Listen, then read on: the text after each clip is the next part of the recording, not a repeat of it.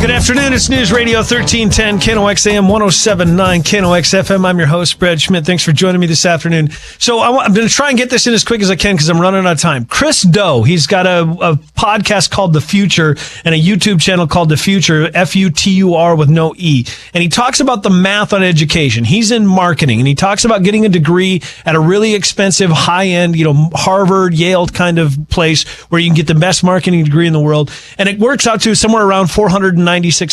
He says, or you can spend the money coming to work for whatever company and just telling them, look, I'll work for you for free for 4 or 5 years just for the experience. And it may cost you a quarter of the cost. You'll get a better education, a focused education on that particular field, and you'll be better equipped and more marketable than anybody that came out of Harvard or whatever, and so on. Now, I'm condensing a half an hour discussion into 30 seconds, but you get the point. Colleges, unless you are in a specific field that requires a specific degree, oftentimes are ripping you off. They're charging you way, way, way more than the value of the education that you're getting. And you're spending all kinds of money in dorm rooms and meal plans and all these kinds of things. And you are absolutely wrecking your future by going into debt in the terms of sometimes $100,000, $200,000 or more. And it's not helping. And it's not getting you what you need to get. I'm out of time. We'll have to do this next week. The Schmidt Show continues. It's News Radio 1310, KNOX AM 107.9, KNOX FM. I'll be back tomorrow morning. Noah and I at 10 o'clock. Ryan's in for the coaches show. Sorry, 9 o'clock, whatever. Ryan's in for the coaches show tomorrow morning as well. We got football tonight. Red River, West Fargo. Crazy, crazy stuff. Lots of busyness going on. I'm out of time. We'll see you then. It's News Radio 1310 KNOX. This is Grand Forks' first choice for local news. News Radio 1310 KNOX AM Grand Forks and 107.9 KNOX FM. Translating on K300 BG in Grand Forks. News from the Berkshire Hathaway newsroom in 2 minutes. Here's the latest from ABC News.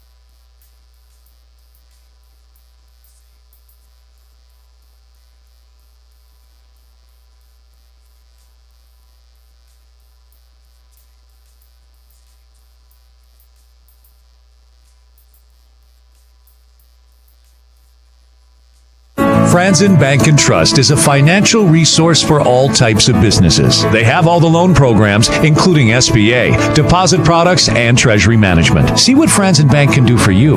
Call 780-7700 or franzenbank.com. Since 1972, back to school means back to Jarrell's Sports Center. Whether it's football, soccer, volleyball, Jarrell's has your sports equipment. And don't forget to return your leased skates and get fitted for next season.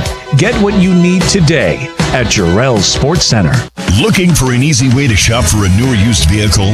Well, it all starts at GrandForksDodge.com, where you'll find one of the largest inventories in the area of new Chrysler, Jeep, Dodge, and of course, Ram trucks, like the all-new Ram 1500 or a rugged and stylish Jeep Cherokee. At GrandForksDodge.com, you'll find an online credit application for easy financing options, as well as our free trade-in value report. You can even schedule a service appointment.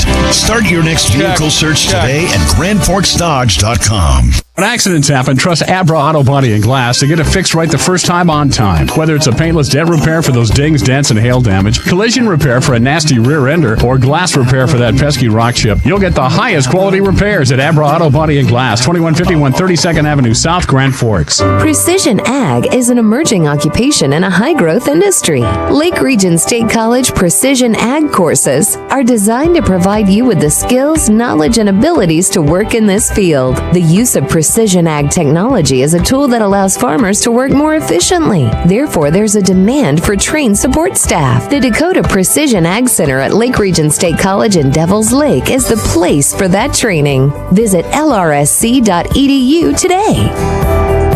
A house is made a home by the people and stories that take place inside. From watching Major League Baseball in the living room to after-practice late-night dinners in the kitchen, your home is the dugout where you celebrate with your team.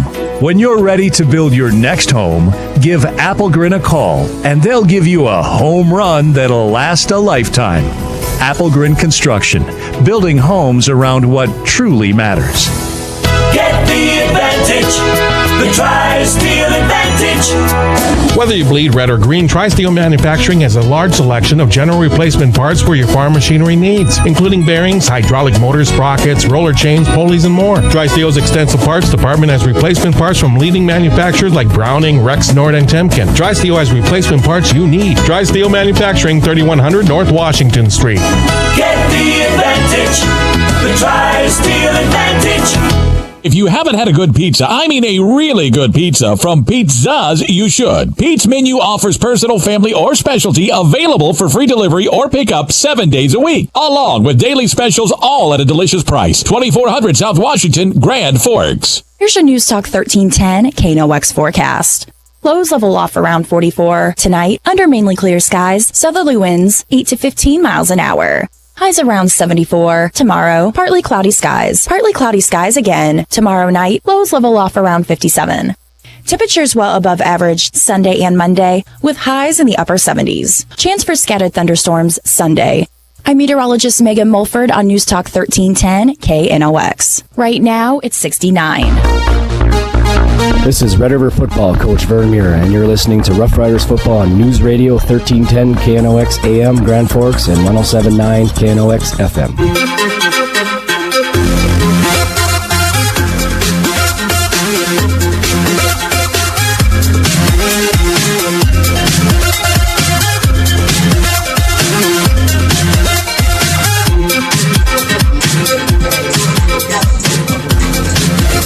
Welcome you to Cushman Field and live coverage of Red River Roughrider football tonight on the Franzen Bank and Trust New Vision Truck and Accessory Sports Network from KNOX.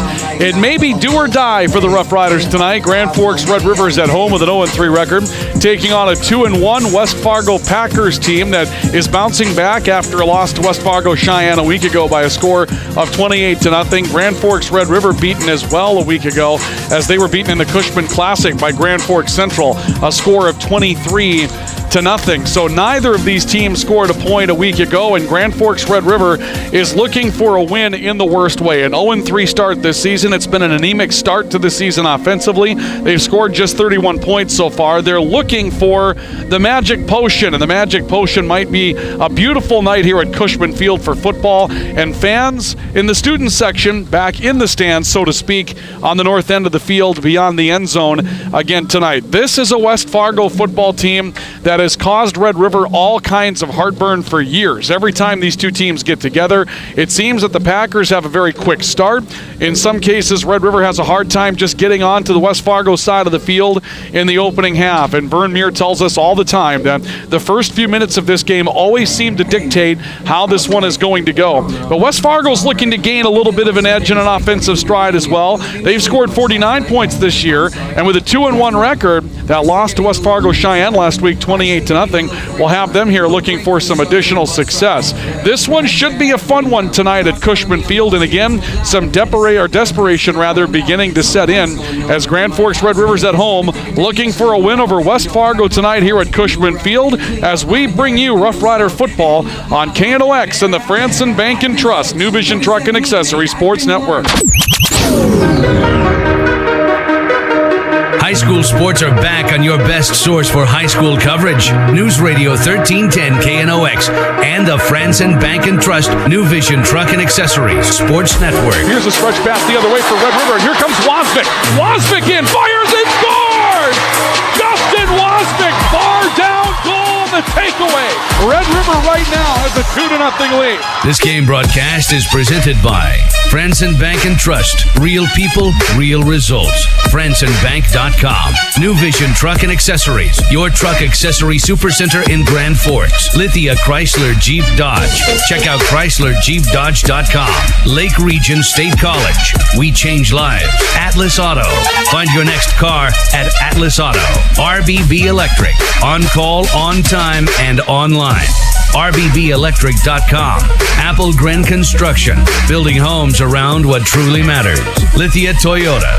From our lot to your driveway. Spray Advantage. All you need for spraying and application on your farm. PS Garage Stores. Your garage door store. Abra Auto Body and Glass. When accidents happen, you can trust Abra Auto Body and Glass. Hugo's Family Marketplace. More low prices, more great stuff.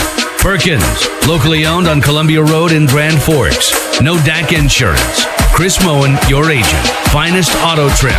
Big or small, we cover it all. Jarrell Sports Center. See what's new for the season. We put quality into play. West Metro Buick GMC. See how easy saving money can be. See you in Monticello. East Grand Forks Dairy Queen. Fan food, not fast food. Treat yourself after the game. Shields All Sports. Discover your passion. Phil Thompson and Associates. Insurance services in Crookston, Warren, and East Grand Forks. Pizza. From our family to yours. 2400 South Washington. The Golf Center, where your game begins. Farmers Union Insurance. Aaron Dunphy, your agent in Grand Forks. Proud sponsor of the North Dakota High School Activities Association. Express Auto Glass and Repair. They will repair your glass and have you back on the road in no time. And Lotus Massage, Therapy, and Wellness. Give the gift of wellness.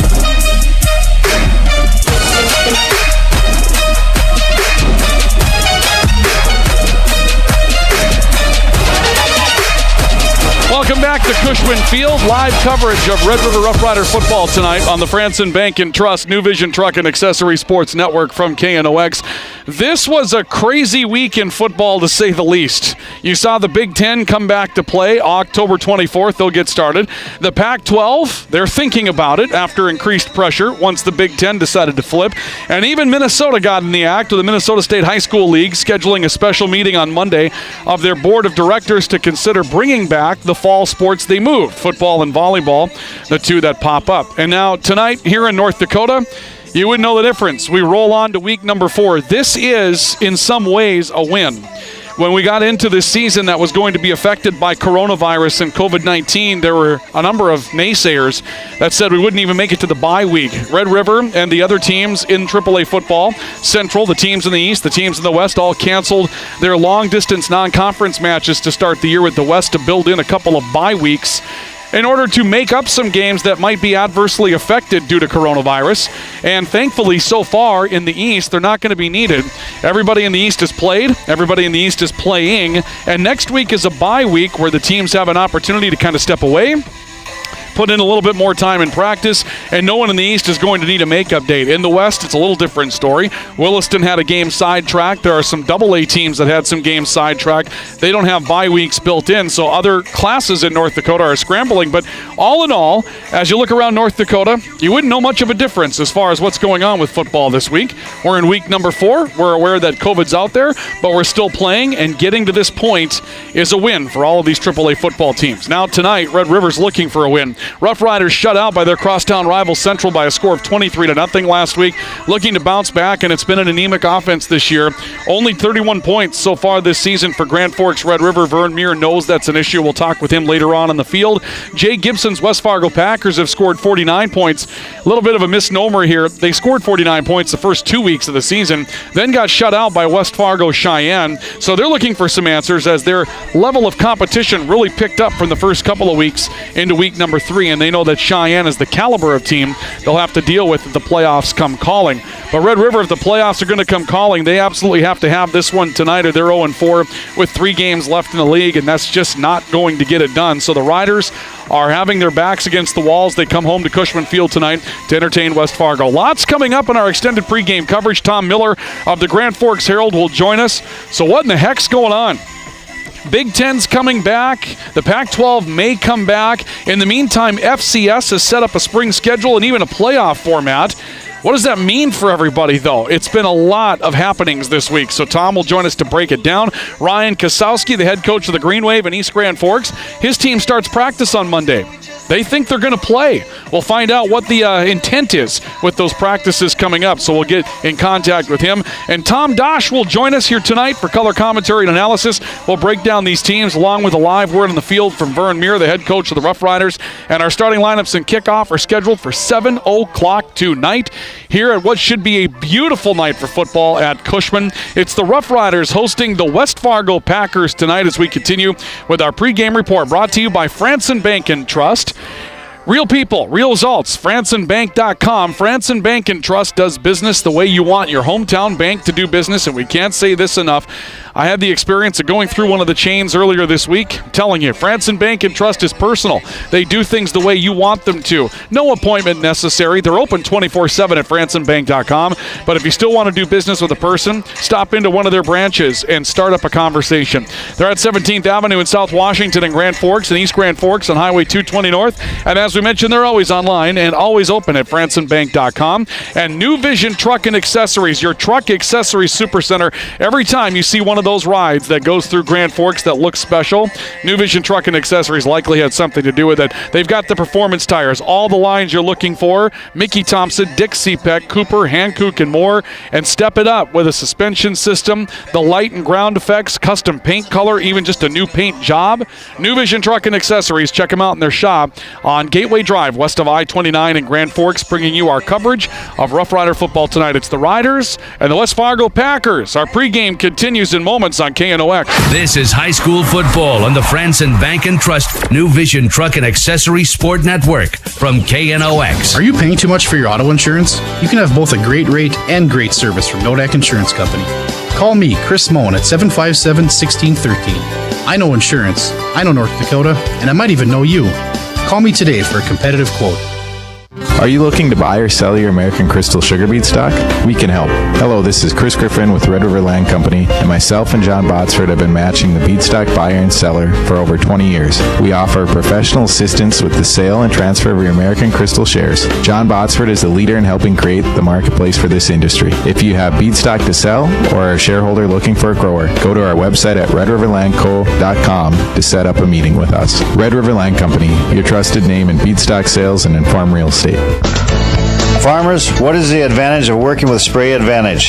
Hello, this is Greg with Spray Advantage, and advantage number one with working with us is we carry all the parts you need on hand, like tips, tanks, nozzles, and pumps. There is no second guessing and waiting on a part, creating downtime. If you need it, we have it. Plain and simple. So don't trust the guys that are just going to tell you it's out of stock. Trust Spray Advantage in Grand Forks. Spray Advantage, more advantages than you can count. Make sure your boat and farm equipment is well protected during the off-season with Finest Auto Trim. Finest Auto Trim specializes in boat covers and canopies. If your tarps are worn, they can repair those too. Your equipment is well covered with Finest Auto Trim of Grand Forks. Now's the time to get a great deal on select Kubota subcompact and compact tractors. Our reliable #1 selling tractors are designed for easy operation and feature all the performance-matched attachments needed to tackle any job. Right now, get 0 down and 0% APR for 84 months and save up to $1,700. Plus no payments for 90 days. Now through October 31st, see Acme Equipment for full disclaimer. See the full line of Kubota at Acme Equipment on Gateway Drive, Grand Forks. The real people at Franzen Bank and Trust have all the online and mobile services you want. But when you need a real person right now, they're here for you. And you can't get that from an 800 number. FranzenBank.com. Real people, real results right here at home. Member FDIC.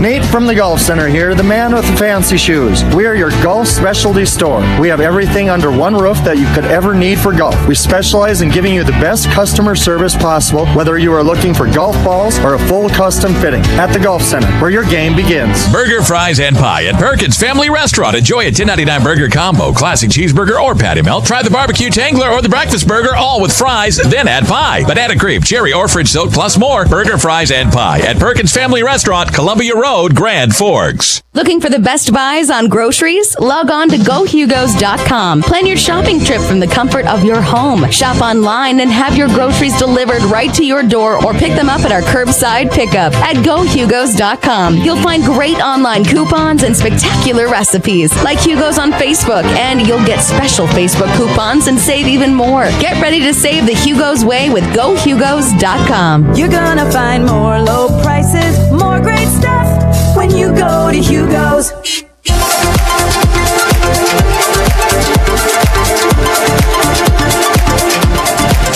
Welcome back to live coverage of Roughrider football on the Franzen Bank and Trust New Vision Truck and Accessory Sports Network from KNOX. Ryan Cunningham to be joined by Tom Dosh for color commentary and analysis tonight. Joining us now is Tom Miller from the Grand Forks Herald as we continue our extended pregame coverage here tonight. It was a crazy week, to put it mildly, in just the world of sports in general, whether it was high school sports or whether it was professional sports, with Major League Baseball announcing some of their bubble plans and their plans for the World Series, all the way down to what NCAA football looks like and doesn't look like, and Tom will join us to break it all down for us. So let me just ask you first, Tom, you followed this coronavirus thing for 6 months now, just like the rest of us had. What surprised you the most out of this week? What was the thing that stands out? I think what stands out about this week is how extensive the walking back and the reversing of courses are. You knew there was going to be a little bit of pressure, at the college football level to copy each other. The Big Ten was going to feel it, but now you're seeing buzz that the Big Ten is reversing course, the Mountain West, the MAC, even the Pac-12, and then you go all the way down to the high school level. And since Wisconsin and Michigan and Colorado have started to reverse course, Minnesota's feeling the pressure now too. So this is peer pressure, and it's peer pressure of the highest variety. Tell me, has it affected anything that's rippled down to the FCS level yet? I know they made their plans this week for a spring season, 8 games, a playoff field that I believe will include 16, which I think was a little bit more generous than you thought it might be right away at the beginning. But, the numbers have been fast and furious. But what do you hear about the FCS level? I know they can play a few games in the fall if they want to. Yeah, I'm not hearing the FCS level reverse course. I think the thing that differs between the FCS and the FBS, is the television contracts, and there's money to be made if you can't put butts in the seats. And just at the FCS level, you know, there's still television contracts. You know, UND has one with Midcoast Sports Network, but you know, they're obviously really small potatoes when you're talking what money is to be made with Big Ten football and the like there. I think that's what separates things. Okay, so you know, the idea is you could play a couple of games if you wanted to, but you're feeling basically no change then. I mean, it's all been at the top as far as football changes are concerned, at least what you've heard thus far. Yes, and I think so much considerable efforts have gone into the logistics of swapping from the fall to the spring. You know, I don't know if they're ready to let those efforts be for naught. I think UND is quite close to releasing its altered 2020-2021 schedule here.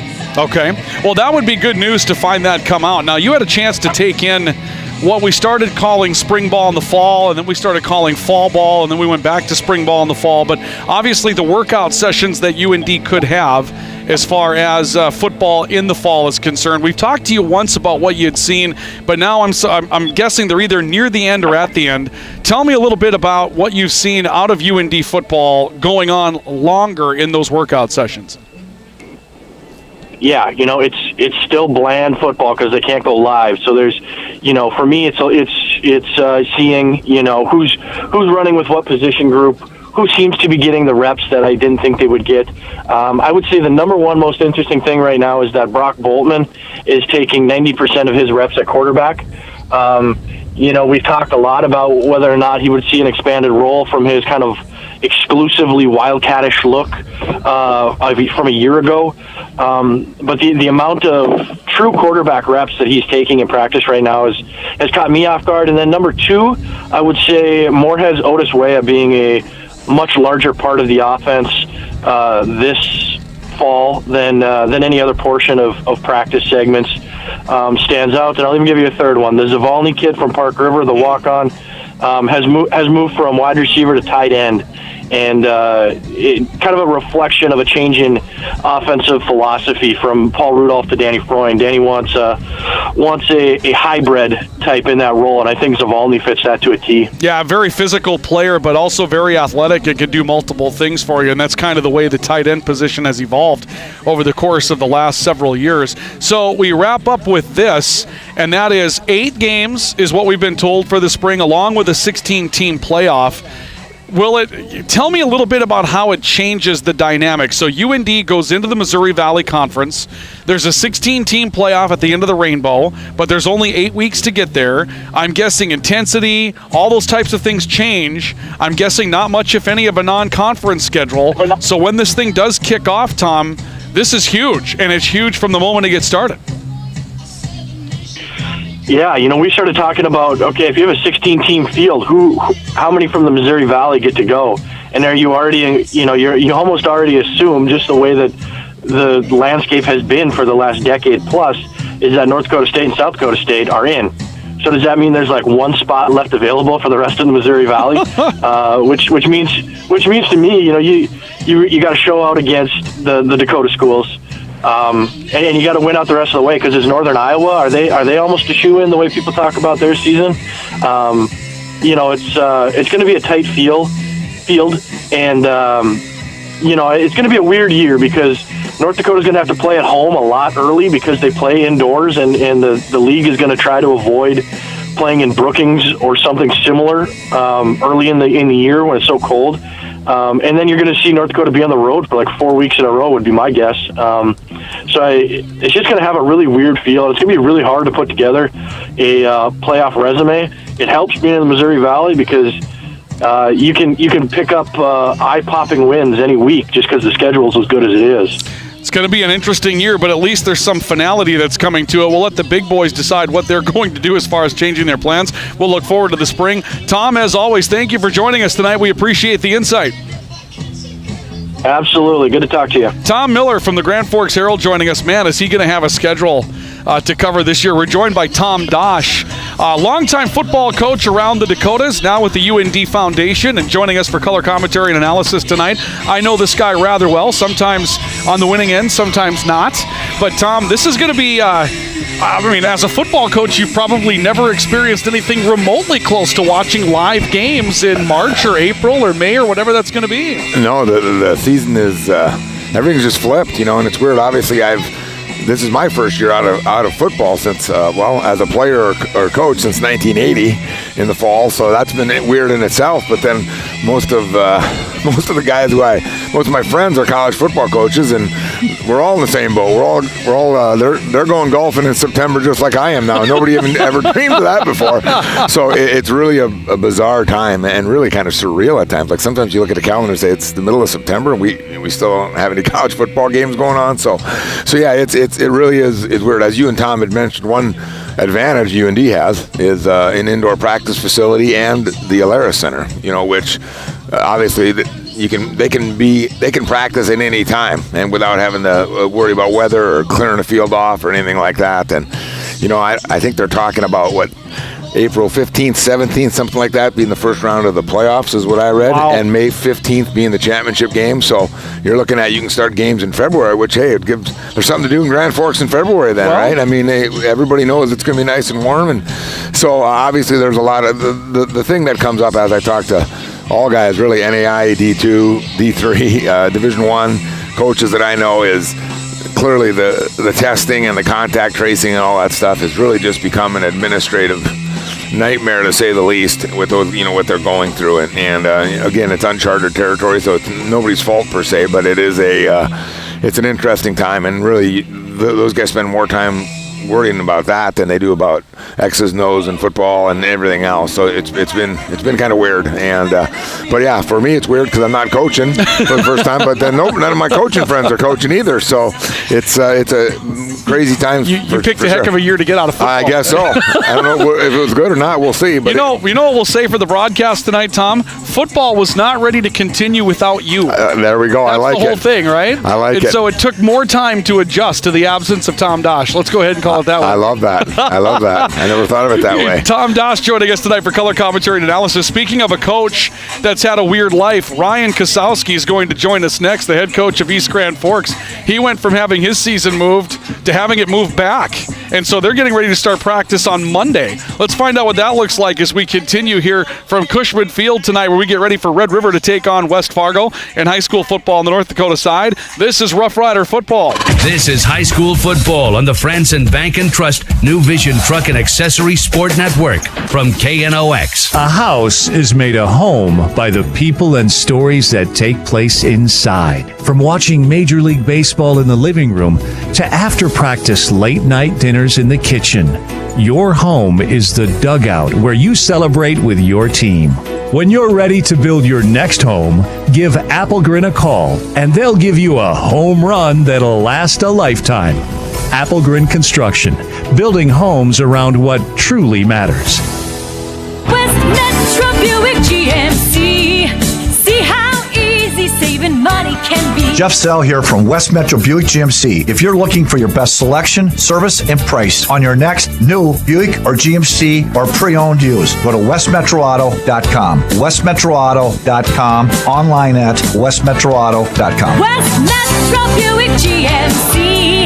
See how easy saving money can be. This is Jeff Sell from West Metro Buick GMC, C in Monticello. Get the advantage.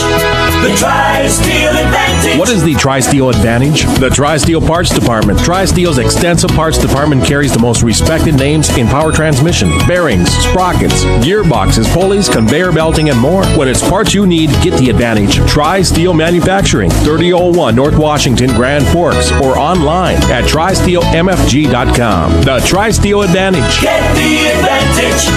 The Tri-Steel Advantage. Phil Thompson and Associates are on the job providing crop insurance, tax, and related service for farmers, businesses, individuals, and families since 1989. Phil Thompson and Associates, Warren and East Grand Forks. Now's the time to get a great deal on select Kubota subcompact and compact tractors. Our reliable #1 selling tractors are designed for easy operation and feature all the performance-matched attachments needed to tackle any job. Right now, get 0 down and 0% APR for 84 months and save up to $1,700, plus no payments for 90 days. Now through October 31st, see Acme Equipment for full disclaimer. See the full line of Kubota at Acme Equipment on Gateway Drive, Grand Forks.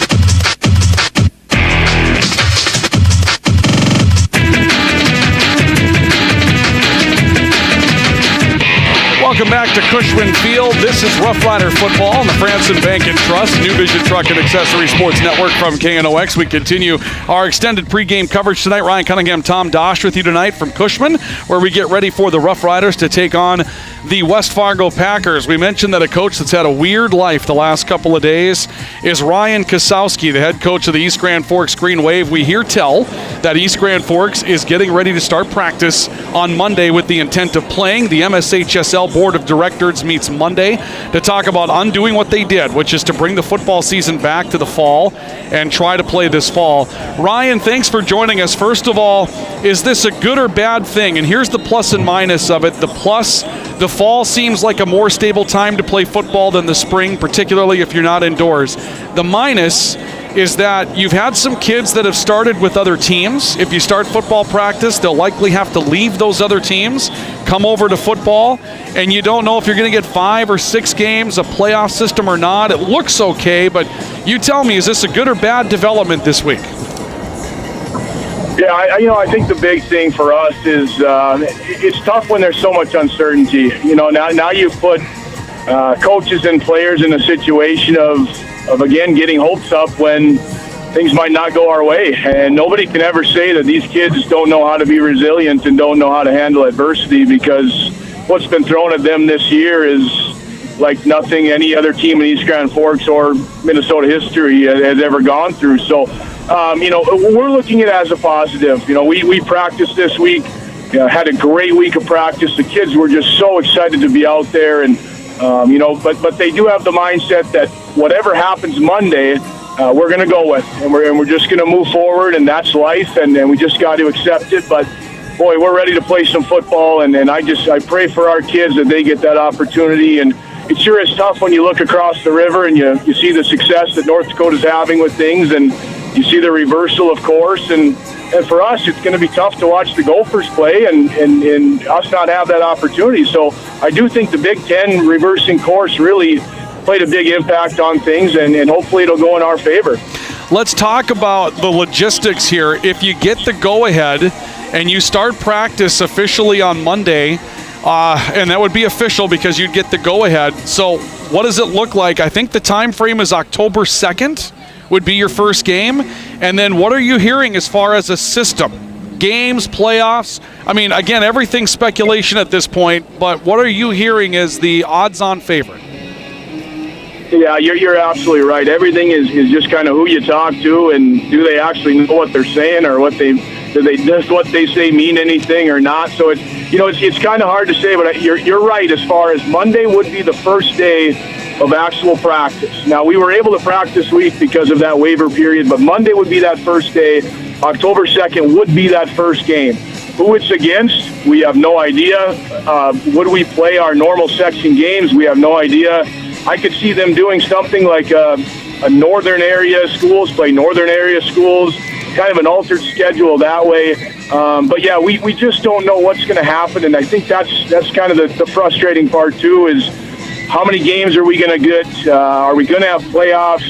All that stuff we just don't know right now. So really is kind of a tough situation for our kids. And again, I think we'll know more Monday, and it's just really tough to have so much uncertainty with the program right now. Has that led to any negative thoughts, or in the long run, how have your kids handled it? You've had an opportunity to be around them in school for the times that they've been in school, had a chance to talk to them a little bit. They're aware. I mean, in the day of social media, they know before you know. So tell me, how have they handled it and what their comments have been? Well, I think they handled it better than I would have. I'll tell you that much. These kids have been fantastic. I'm so proud of them. because this is not easy. And for a lot of them, you know what, we're getting to that point where football is their favorite sport. And we're getting some of those kids where this means everything to them. And, you know, you just really, really feel for those kids that now we're on this roller coaster again of, is this going to happen? And I just would feel so bad for our kids if come Monday they say, we're still not going to go with it. Now all of a sudden we've gone on that roller coaster. But, you know, we had a camp in July, and we had about 66 kids there, and all 66 of those kids showed up this week. So that was awesome.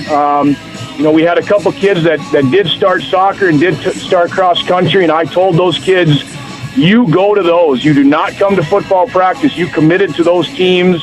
So, you know, we had a couple that were gone for meets or for games and that stuff, and that's completely fine. But the kids have been fantastic, and I'm just so proud of those kids on our team. Let's see what happens on Monday. Coach, thank you so much for joining us. Ryan, we wish you the best of luck on Monday, and I hope to see you in a Green Wave uniform in some capacity in a couple of weeks. Thanks for joining us tonight.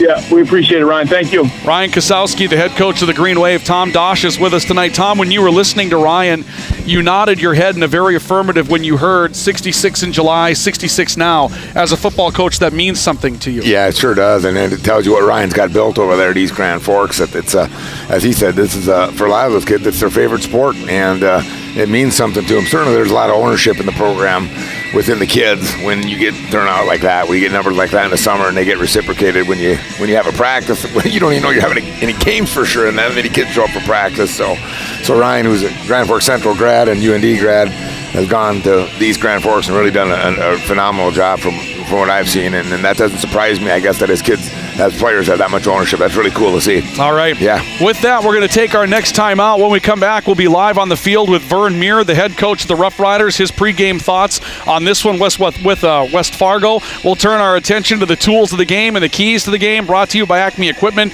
and West Metro Buick GMC. Starting lineups and football scheduled for 7 o'clock. Countdown is on. Red River's back against the wall. It's the Roughriders against West Fargo tonight on the Franson Bank and Trust New Vision Truck and Accessory Sports Network from KNOX. This is high school football on the Franson Bank and Trust New Vision Truck and Accessory Sport Network from KNOX. West Metro Buick GMC. See how easy saving money can be. Jeff Sell here from West Metro Buick GMC. If you're looking for your best selection, service, and price on your next new Buick or GMC or pre-owned used, go to westmetroauto.com. westmetroauto.com, online at westmetroauto.com. West Metro Buick GMC. See how easy saving money can be. This is Jeff Sell from West Metro Buick GMC, C in Monticello. Atlas Auto says thank you to their past, present, and future customers. Atlas Auto appreciates the opportunity to help so many people get a make or model they need. To experience the Atlas Auto advantage for yourself, stop by on South Washington across from Sonic or visit their website, atlasgf.com. When you need home, farm, or automobile coverage, contact Aaron Dunphy at Farmers Union Insurance, the proud corporate sponsor of the North Dakota High School Activities Association. Contact Aaron Dunphy of Farmers Union Insurance today at 775-3915. As the coming days are getting cooler and the sun setting sooner, Express Auto Glass wants to help keep your windshield clear of any distracting damage. Make your windshield great again. Give Express Auto Glass a call at 701-738-0750. Farmers, what is the advantage of working with Spray Advantage? Hello, this is Greg with Spray Advantage, and advantage number one with working with us is we carry all the parts you need on hand, like tips, tanks, nozzles, and pumps. There is no second guessing and waiting on a part, creating downtime. If you need it, we have it, plain and simple. So don't trust the guys that are just going to tell you it's out of stock. Trust Spray Advantage in Grand Forks. Spray Advantage, more advantages than you can count. Come check out the huge showroom at New Vision Truck Accessories. They offer a full line of road tires, Mickey Thompson, Dick Seatback, Hankook, Cooper, and more. Match these with some of their custom wheels and a new suspension and elevate your truck to the next level. At New Vision Truck Accessories, 6105 Gateway Drive. Are you looking to buy or sell your American Crystal sugar beet stock? We can help. Hello, this is Chris Griffin with Red River Land Company, and myself and John Botsford have been matching the beet stock buyer and seller for over 20 years. We offer professional assistance with the sale and transfer of your American Crystal shares. ourselves. John Botsford is the leader in helping create the marketplace for this industry. If you have bead stock to sell or are a shareholder looking for a grower, go to our website at redriverlandco.com to set up a meeting with us. Red River Land Company, your trusted name in bead stock sales and in farm real estate.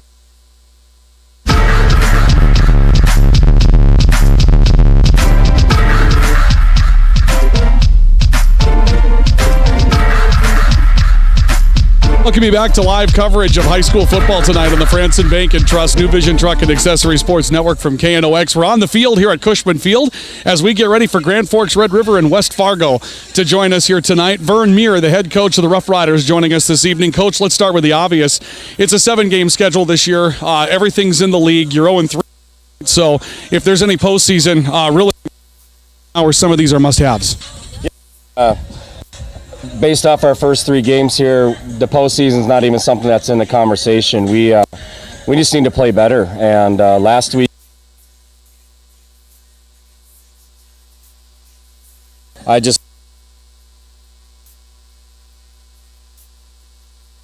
mean, West Fargo's going to do what they're going to do, but there's a lot of things we can control ourselves to do better. So that's kind of been the message this week is let's take and do better, and then the game. And to be quite honest, I don't care what the scoreboard says at the end of the game, just as we play better, that is the goal tonight, because we need to become a better football. Don't do that tonight, then it doesn't really matter what our record is, because we're not playing very good football at the moment. Let's talk a little bit, if you can, about what we talked about on Saturday, and that was that last year you felt like after the Cushman Classic preparation and some things kind of went away, and the team kind of got out of their season, and you actually wanted to challenge your team this week that now the season almost starts over. Like now there's more to play for, and you wanted to see what their preparation was like. How was that this week? How did they respond?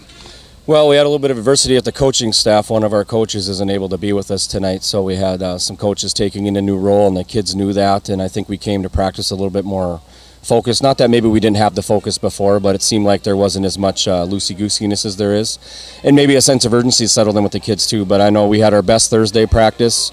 We've only had 3 of them so far, so 4, I guess. That was game 4, but yesterday was our best practice as far as execution. We actually caught more balls than we dropped, and that was a big thing last week, which was a problem. So it was encouraging to observe practice, especially Tuesday, Wednesday weren't the greatest, but we were trying to get back in the swing of things and figure out what we were doing. And of course, they're seeing a new look for the first time on offense and defense. So by Thursday, we expect it to be better than it is on Tuesday, Wednesday. And so we had a good day yesterday, and I hope that translates tonight into us being able to execute a little bit better.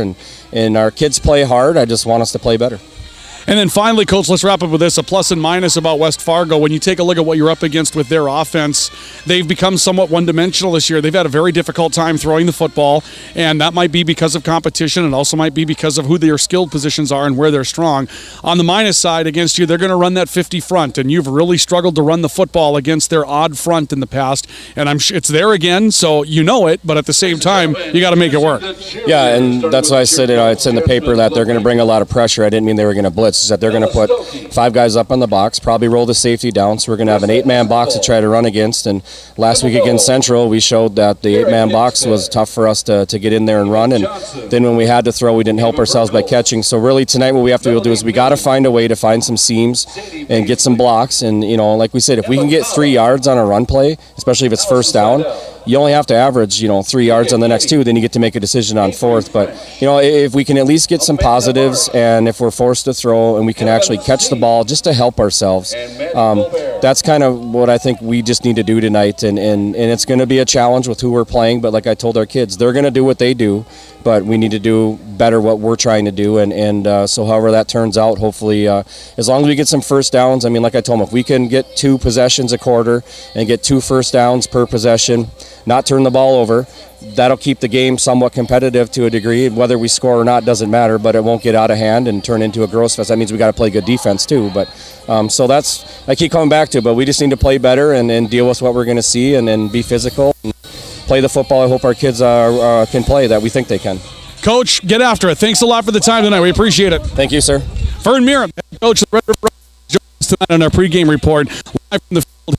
Cushman Field, where Red River gets set to take on West Fargo. Again, you heard it. It's a very simple goal. This team just wants to play better. And right now, it's not even so much about scores. It's about being a better football team. Also, the time frame. Last year, Red River, after the Cushman Classic, really struggled to score. In fact, one offensive touchdown in the final 11 quarters of their season. They want to do better than that. It's been a tough year scoring, so a big challenge against Jay Gibson's West Fargo Packers tonight. When we come back, the keys to the game brought to you by West Metro Buick GMC in Monticello, our Acme Equipment, Acme Tools of the game, and we'll also have our starting lineups and kickoff scheduled for 7 o'clock tonight here at Cushman Field. It's the Roughriders and the West Fargo Packers tonight on the Franson Bank and Trust New Vision Truck and Accessory Sports Network. This is high school football on the Franson Bank and Trust New Vision Truck and Accessory Sport Network from KNOX. Are you in the mood for a special treat? Something maybe a little sweet. That feeling you get when you start craving that perfect soft serve ice cream mixed with your favorite treats and blended to perfection. Nothing beats the taste of your favorite blizzard from East Grand Forks Dairy Queen. East Grand Forks Dairy Queen is committed to serving you even if it's through our drive-thru. Nothing warms your day faster than America's favorite frozen treat. Head on over to East Grand Forks Dairy Queen today. Phil Thompson and Associates are on the job providing crop insurance, tax, and related service for farmers, businesses, individuals, and families since 1989. Phil Thompson and Associates, Warren and East Grand Forks. When you think breakfast, you think Perkins Restaurant. Whether you keep it simple with the fresh-baked mammoth muffin and coffee, or you go all out and try the tremendous 12 breakfast, Perkins Restaurant is your breakfast place. Perkins Restaurant and a great breakfast make the perfect team. Atlas Auto says thank you to their past, present, and future customers. Atlas Auto appreciates the opportunity to help so many people get a make or model they need. To experience the Atlas Auto advantage for yourself, stop by on South Washington across from Sonic or visit their website atlasgf.com.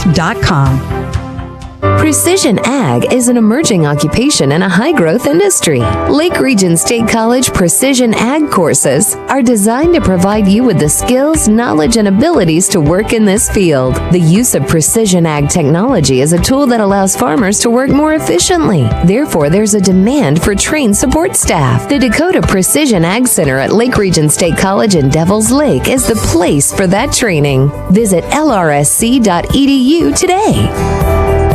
Mow, dig, lift, haul. The ultra-versatile Kubota lineup of tractors, mowers, utility vehicles, and construction equipment do it all. Powerful Kubota engines, hydrostatic transmissions, and the ability to easily switch between attachments make Kubota machines the best in their class. Right now, take advantage of low-rate financing options on select Kubota machinery. Call Acme Equipment today for more information and to schedule an on-site demo. To see the full line of Kubota, visit Acme Equipment on Gateway Drive, Grand Forks.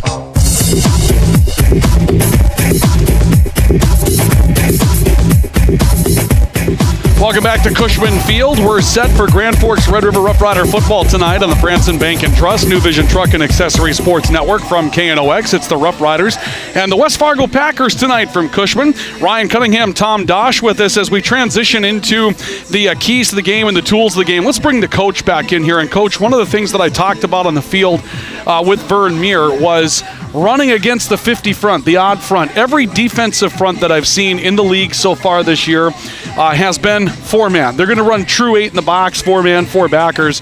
West Fargo's done this forever. They go to that 50 front. They try to spread you out. If I remember your college coaching days, you believed in that 3 technique, but you turned it into a 50 front quite often with the outside linebackers up. Why does it make it such a challenge for running the football, and what's the key to running against it? Well, I think, and you're right, Jay Gibson, longtime West Fargo coach, they've always been tough and physical and aggressive. And, one thing is when you play a true nose guard, to have the center covered up all the time really it starts there, right? That guy's got to snap the ball and he's got to block a guy one way or the other. And certainly all the good defenses that I've been lucky enough to coach, it's always started in the middle.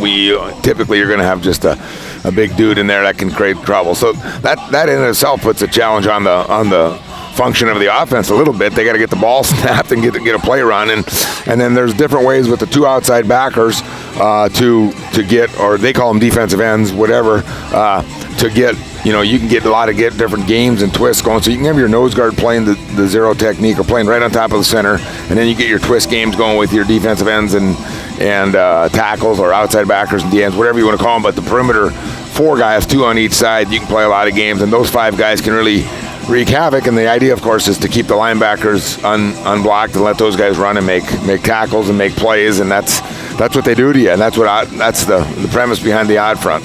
And, of course, when you have that ability to run twists and stunts on the outside, offensive lines can't audible against it because you're running a play. A lot of times we think of defense as read and react, right? But you're running a play, and when you're doing that, it's difficult to audible up at the offensive line, pull a guard, pull a tackle, block down, block out.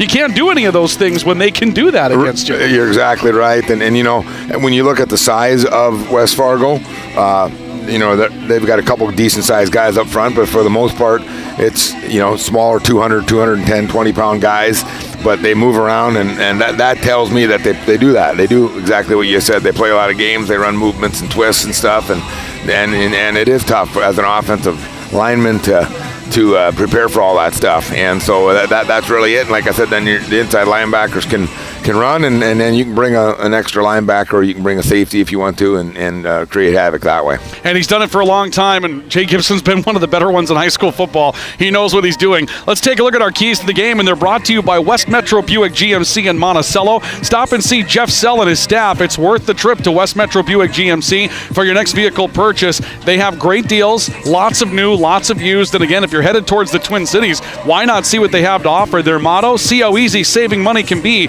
You haven't seen it if you haven't tried it. West Metro Buick GMC have the keys to your next ride. So for our Grand Forks Red River tonight, first of all, you got to complete some passes to try to keep that defense off balance. They've struggled to do that this year. Justin Wasvik, 6 of 18. Gunnar Heikert is 4 of 22.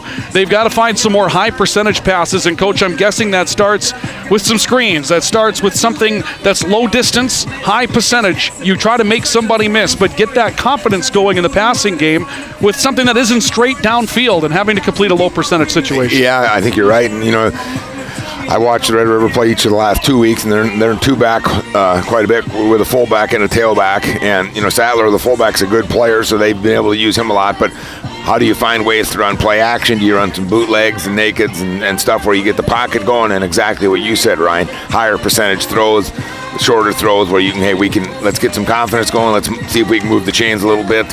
And if nothing else goes back to, let's settle them down a little bit on defense too, so they're not just pinning their ears back and getting after you, knowing you're going to throw vertical routes all day. And another key would be get the ball in the hands of Payne Parks. He's a dynamic offensive player, a lot of athleticism. On Saturday, Vern Muir told us that Payne Parks is more of a running back playing wide receiver because of what they've got for depth right now. But there's different ways to utilize him. And if you're going to run those screen techniques, Payne Parks can take his speed and his ability to absorb a hit and turn that into a long play. Yeah, I saw him 2 weeks ago against Davies. They ran him with a wheel route with him right along the sideline here, and you can really see how explosive a player he can be. And then last week he had a little trouble with the wet ball, with the conditions. They had a couple drops that he'd like to have back probably, and a lot of that had to do with the conditions. But it goes back really what you hit on earlier, Ryan, is that we got to get some high percent. Red River's got to get some high percentage throws made and get some catches made and move the chains. But certainly he's shown that he can be a big play guy, and they got to find more ways to get him the ball and get some big plays out of him. Run against the 50 high percentage plays. Payne Parks the ball. Those are your keys to the game, brought to you by West Metro Buick GMC. Let's talk about our tools of the game. They're brought to you by Acme Equipment and Acme Tools. They are your Kubota dealer in Grand Forks. A full line of power equipment from Kubota across from Simplot on Gateway Drive in Grand Forks. Then see their main store, Gateway in Washington. I had a remodel going on all summer doing the work myself. They have every power tool that you need. I mean, the most odd thing, like a short drill, right? They'll find it for you, and they'll fix anything that breaks down with a great service department. See them at Gateway in Washington and Grand Forks. Acme Equipment, Acme Tools, bringing you the tools of the game. We mentioned Payne Parks, a catch for 54 yards and a touchdown. The wide receiver core, including the tight end, Logan Harrison's caught 4 balls this year. But if you're looking to run the football, Garen Sattler, Carter Sproul, they've had a decent season running the football at this point. They've got to have a better night tonight. They're going to be huge tools as far as keeping time of possession, controlling the field. Those are important against a West Fargo team that's really struggling to throw the ball right now. So controlling the game, that's a huge key and a huge tool of that, your running back core. Yeah, and clearly Red River's got the size on the offensive line that they got to be able to move some people around and find ways to run the ball and control the line of scrimmage with both backs. And all three backs, Ulrich and Sadler and Sproul, all three of them have shown good things when I've seen them play. So they got to lean on their O-line a little bit. Those are the keys to the game and the tools of the game. The tools of the game brought to you tonight by Acme Equipment and Acme Tools. They are your Kubota dealer in Grand Forks. As you can hear, we've got a public address announcer speaker that's right over the top of us tonight. That's going to be a fun night to deal with here, but stay with us at Cushman Field. We should have a fun night of our football coverage between Grand Forks, Red River, and West Fargo tonight. Our starting lineups are on the way in just a couple of moments. We'll take one final pause for our national anthem here at Cushman Field. Our starting lineups will be brought to you by Chris Moen at Nodak Insurance. They're next on the Franson Bank and Trust New Vision Truck and Accessory Sports Network. Atlas Auto says thank you to their past, present, and future customers. Atlas Auto appreciates the opportunity to help so many people get a make or model they need. To experience the Atlas Auto advantage for yourself, stop by on South Washington across from Sonic or visit their website atlasgf.com. A house is made a home by the people and stories that take place inside. From watching Major League Baseball in the living room to after-practice late-night dinners in the kitchen, your home is the dugout where you celebrate with your team. When you're ready to build your next home, give Applegren a call, and they'll give you a home run that'll last a lifetime. Applegren Construction, building homes around what truly matters. Are you paying too much for your auto insurance? You can have both a great rate and great service from Nodak Insurance Company. Call me, Chris Moen, at 757-1613. I know insurance, I know North Dakota, and I might even know you. Call me today for a competitive quote. When you think breakfast, you think Perkins Restaurant. Whether you keep it simple with the fresh-baked mammoth muffin and coffee, or you go all out and try the tremendous 12 breakfast, Perkins Restaurant is your breakfast place. Perkins Restaurant and a great breakfast make the perfect tea.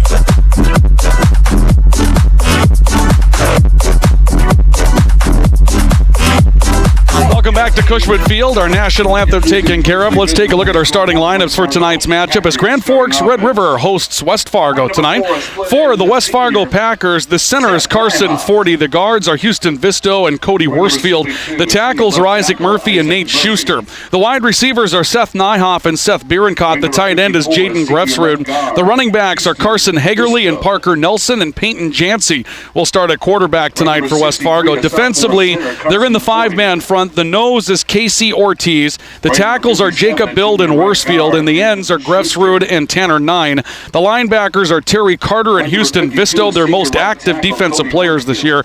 The corners are Hagerly and Nyhoff, and the safeties are Nelson and Bierenkott. Jay Gibson is the head coach of the West Fargo Packers. For Grand Forks Red River tonight, the center is Adam McMullen. The guards are Tyler Larson and Brady Lewandowski, and the tackles are Sam Sather and Zach Farrell. The wide receivers are Ross Meyer and Payne Parks, and the tight end is Logan Arison. The running backs are Carter Sproul and Garen Sattler. Justin Wasvik will start at quarterback this evening. Defensively, it's a three technique for Red River. Sather is the nose, or correction, Sather, Marshall Buelo, and Larson Lotus will all rotate as defensive linemen up front, and Lotus is a freshman starting for Grand Forks Red River on the defensive line. The linebacker core is Parks, Sattler, Tyler Ulrich, and Brett Feller. The defensive backs are Drew Melland, Meyer, Hudson Flom, and Gunnar Heikert. And Vern Muir is the head coach of the Grand Forks Red River Roughriders. Those are your starting lineups, and they're brought to you by Chris Moen at Nodak Insurance. Give him a call for a quote at 757-1613. With competitive rates and outstanding service, it's easy to see why more people in North Dakota are making the switch to Nodak Insurance. Chris Moen knows insurance. He knows North Dakota, and he might even know you. Give him a call at 757-1613. Red River's in red with white pants, and West Fargo's in green hats with the white jerseys and the silver pants. And we get ready for the kickoff of tonight's game. Vern Muir always says, as a coach, he's just had early first quarter and second quarter struggles with West Fargo his entire career. Do coaches kind of get hexed against certain teams, Tom? Does that happen where you just rue the first 5 minutes against a team? Well, most of them wouldn't want to ever admit that, but it's probably in your head someplace, and yeah, you're probably right, where you think about it, or you maybe have a little thing of, geez, here we go again, and sometimes it works the other way, too, where you got somebody's number and you just say, I don't know how in the heck we won that one, but we somehow did, so, I think ultimately the kids don't know that or really pay that close of attention to it, but coaches do probably, so it's like a no-hitter, right? If you don't talk about it and don't mention it, and hopefully it won't happen, so you can't mention it at all. That's how most coaches are, Ryan. Well, Vern's always really honest about it, and he's always told us that this is the team that just causes them problems early in a football game. They just really struggle with it. Red River kicks it away. The kick is away from Carter Byron. This is going to float into the end zone for a touchback. So not a bad start to tonight's football game for Red River. 1st and 10 for West Fargo coming up at the 20-yard line. And now a Packer offense that has struggled as well to be multi-dimensional. Peyton Jancy, 8 of 25 on the season. They haven't had a lot of luck spreading the ball around through the air either. And so you get the idea that if you're trying to make this team one-dimensional, you've got a little bit of a step ahead. We'll see if it works out that way, but there's a chance here to keep them one-dimensional.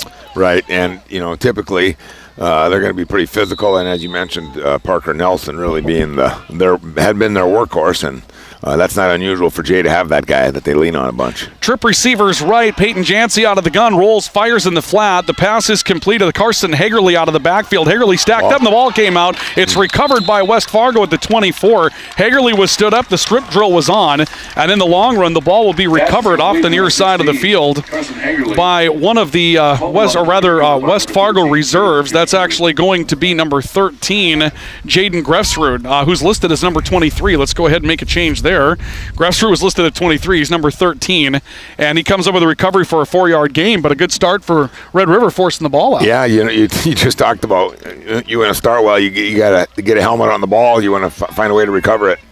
Grefsrud and Bierenkot wide to the right side of the field. Paramingo wide left as well. Jancy will get another center on this snap. 2nd down and 6 for West Fargo. The turn looks to give it away. Does right up the middle of the football field. Banging run up the middle for West Fargo's Mitchell Jansen, I believe, who crosses the 30 up to around the 34. It is Parker Nelson, correction. Let's see if we've got another numbers change. Nope, that is number 23. So they had 2 23s. We've got that straightened out the first couple of plays. We also have a 1st down as Parker Nelson will go for 10 yards to the 34.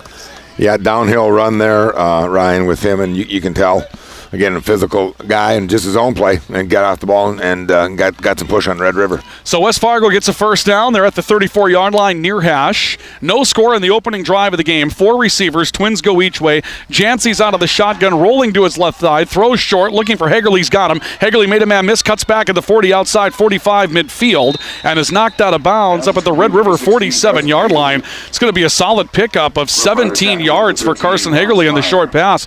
Looks like West Fargo heard us. They're trying to find the high percentage throws as well, Tom. That one works for 18 yards officially. Yeah, a little RPO run pass option they did there, and he read the guy in the flat, had the back as well, and good throw. The Hagerly kid is a guy that you've heard about, even though he doesn't have big stats yet. He's an explosive guy, one of the most explosive guys in the league from what I've heard. 1st and 10, West Fargo, Red River's 47. A roll right side, off the back foot, throw to Hagerly again from Peyton Jancy over the top. Hagerly's catched up right away as he got to the 43, brought down there. It's a solid gain of about 4 yards. Longer throw for 4 yards, but again, they're making a concerted effort to get Hagerly the football. It's his 3rd touch early. That's a gain of 4 and a 2nd and 6. Yeah, I think six catches coming in, Ryan, in 3 games. So clearly, part of the game plan was for the West Fargo Packers was let's find a way to get 16 the ball. He's an explosive guy. We got to get more yardage out of him. Big guy, 6'3", 200-pound guy who's got some skills. Pair of receivers each way. Hagerly's in the slot on the left side. Back under center is Jancy on 2nd and 6. Near hash mark at the Red River 43. They'll give it away right side. Parker Nelson in a wall. Nelson up to the yards to gain. Flag comes in. Nelson widens the play out to the boundary. Got to the 30. Is out of bounds at the 29.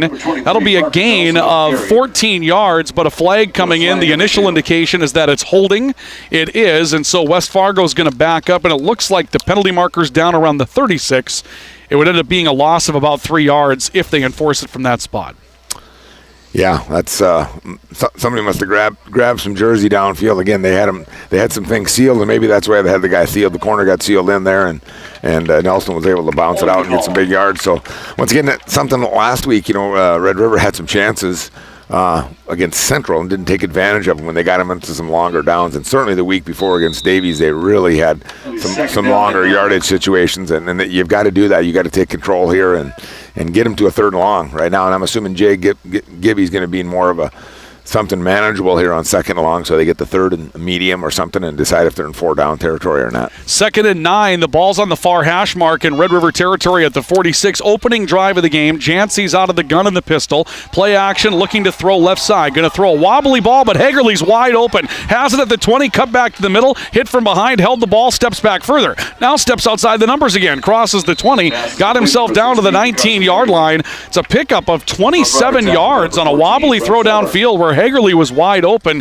From here, Coach, it looks like a bit of a blown coverage, and it's 1st and 10 coming up for the Packers. Yeah, it was a smash route. The outside receiver just basically ran a stop or a hitch route, and then the inside receiver, Hagerly, again, runs a corner route, and tough route to defend, and didn't have any kind of outside leverage at all. Like you said, the ball was in the air for a long time and really wasn't thrown very well, but he was so open he was able to make the play. 1st and 10 in the RBB Electric red zone for West Fargo, brought to you by RBB Electric, on call, on time, and online. RBBelectric.com. Jancy under center, 3 receivers. Twins to the left, turn, stretch play, cutting back to the right for Parker Nelson. Nelson's not going anywhere. Thought about the outside, cut back inside, but that was well defended up front by Red River. No gain on the play, maybe a mild loss of that play for the Roughriders. Sam Sather will get the stop up front for the Riders. It will be 2nd and 9 for West Fargo, a gain of 1 for Parker Nelson.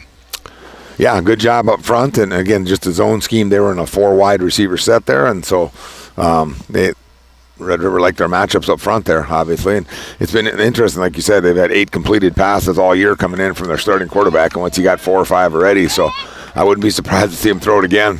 Jancy out of the gun with 3 receivers. Play action rolling right, looking near side for Bierencott. Coffin corner of the end zone, well covered. Incomplete pass. That was extremely well covered downfield. Credit to Ross Meyer in the back of the end zone. I mean, you can't do that any better. Stayed inside, used the boundary as an extra defender, turned and faced the ball. I mean, that's textbook, Coach. It really was, Ryan. You're exactly right. And again, against a big Carter Bierencott's a 6'4", 200-pound receiver, so you got a big dude up there, and Meyer, good play. You holding your breath that they're going to call interference there. I didn't think it was interference, so great job there. So 4 down territory here for sure. 3rd and 9 from Red River's 19 for West Fargo on the Packers' opening drive. 4 receivers, Jancy out of the gun. Crowd coming to life. Jancy to throw right side. Hagerly in the flat, cuts back over the middle, cuts back to the outside in the hash mark, crumbles ahead of the 10, and is down to around the 9. The spot will determine it, and I think he's short by about a half a yard. So a 4th and inches play coming up with the ball resting right on the 10-yard line. Same play they ran earlier, Ryan. Little RPO action, kind of a little of the old run and shoot offense, Miles Davis stuff, where they swing the back out and he's basically reading the flat defender, and again, a high percentage throw to a big target, good throw, and now we got a big player in the game. Obviously, Red River's got to get a stop, and West Fargo wants to keep the drive moving, keep the chains moving. That's Hagerly's 5th catch. I officially have him for 4 and 57. He fumbled the first one. Grefsrud recovered it. It's 4th and inches, and now West Fargo wants a timeout. So West Fargo will take a timeout for Atlas Auto and Lake Region State College with a 4th and short play coming up at the Red River 10. No score on the Hugo's Low scoreboard. Timeout for West Fargo. This is high school football on KNOX. This is high school football on the Franson Bank and Trust New Vision Truck and Accessory Sport Network from KNOX. Farmers, what is the advantage of working with Spray Advantage?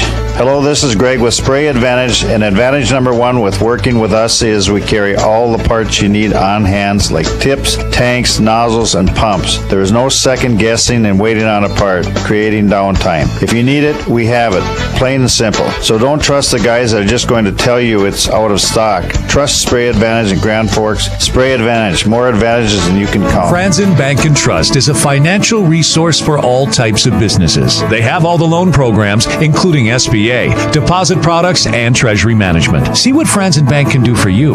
Call 780-7700 or franzenbank.com. Out of the West Fargo timeout, the Packers at the Red River 10, 4th down and 1 from the Roughrider 10-yard line near hash mark. Opening drive of the game, 4 catches for Carson Hagerly out of the backfield for 57 yards, and now the Packers looking to keep the football.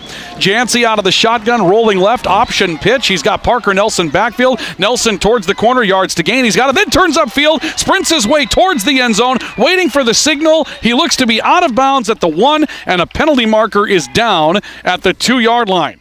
And maybe Red River will get bailed out of this long situation. One of the indicators was that it would go against West Fargo from one of the Roughrider backs. We'll see. Yeah, it was a speed option play they ran, and got the guy on the quarterback and didn't have a pitch player. Red River didn't. They ran it to the open trip side. It wasn't. They really only used the tight end. Grefsrud as a tight end. They've split them out, so they haven't gotten to a lot of big formations where you're seeing a fullback and a couple tight ends or anything like that. Even though the receivers are big guys, the receivers are 6'3", 6'4", big dudes. But be interested to see here. I would imagine we're going to see a throw again here, Ryan. Well, here comes 4th down and 3 now. The ball goes back to the Red River 12-yard line. That's the second holding penalty for a total of 5 yards. They're happening downfield. Jancy out of the gun, takes the snap, rolling right, pressured, makes the pitch to Nelson, cutting back over the middle. Nelson's down at the 11-yard line. It'll be a gain of 2. It will not be enough. Red River takes advantage of a couple of penalties, and the defense will hold. They'll get the ball at the 11, nearly halfway through the opening quarter. Yeah, ran the same play. I suppose Gibby figured it worked before. Let's try it again. And good play by Sam Sather, big 285-pound dude running around out there, played the whole series. And good to see Sam get up and make a big play, impactful play early in the game. Here's the test. Roughriders will take over at the 11. Plenty of times in the past, we've seen a Red River team trapped in their end of the field by this West Fargo Packer team, and it's something that stands on Vern Muir's mind all the time. We'll see how the Riders adjust. Justin Wozvik's under center with an I formation. Single receiver goes each side. He'll turn and hand it off in the backfield to Carter Sproul. Sproul gets a push. He drives across the 20, the 15, out to around the 20-yard line. Officially down to the 19-yard line. Sproul will pick up around 7 yards on the play, but that's a great push by this Red River offensive line. That was all made by the boys up front. Big first play of the drive, Ryan. First play of the game. You send a little bit of a statement there. We're going to try and run the ball, and you do. And again, like you just said, get out of your own end a little bit, control the line of scrimmage, move the chains, get some first downs. And, it was an ISO play with their fullback in. Riders back out of the eye. Wozvik under center, second down along 2. He'll turn, give it away to Sproul. Right side, hung up this time. Able to struggle across the 20, nudges out to the 21. Maybe just short of a first down, perhaps by about a yard. We'll wait and see where that is going to go. They're saying first down. They're going to give him 2. That'll be enough. Carter Hansen with a stop, but Carter Sproul will pick up 3 officially and move the sticks for the Riders, and that's a win early in the football game for Red River. No question. You get out of the shadows, your own goalpost, and 3-4 plays ago, it looked like it was 6-0, going to be 7-0. Now Red River's got a chance to get some momentum. So huge couple of big plays. Payne Parks wide to the right, to the near side of the field. Will be another receiver as well, and an I formation again. They'll turn, give to Sproul, looking up the middle. He's caught behind the line of scrimmage, reaches out with a football, got himself close to the line, maybe a half a yard, depending upon the spot. They'll put him down at the 23, but that play was disrupted well up front by number 54, Houston Visto, and they've got a pretty active linebacker core. Visto comes up 19 tackles on the season, their leader. It's a gain of 1. Yeah, I formation again, and obviously it worked the first 2 plays, so they stuck with it. But like you said, the advantage you have with the odd front is you can play some games and run some movements and stuff and look for West Fargo to do more of that. Little interior counter on second down, and in that broken tackle is going to lead to yards for Garen Sattler. Sattler found a hole off the left guard. They brought him on a counter from the right, and then there was a man there, but a missed tackle allows him to get upfield and cross the 30 to the 31.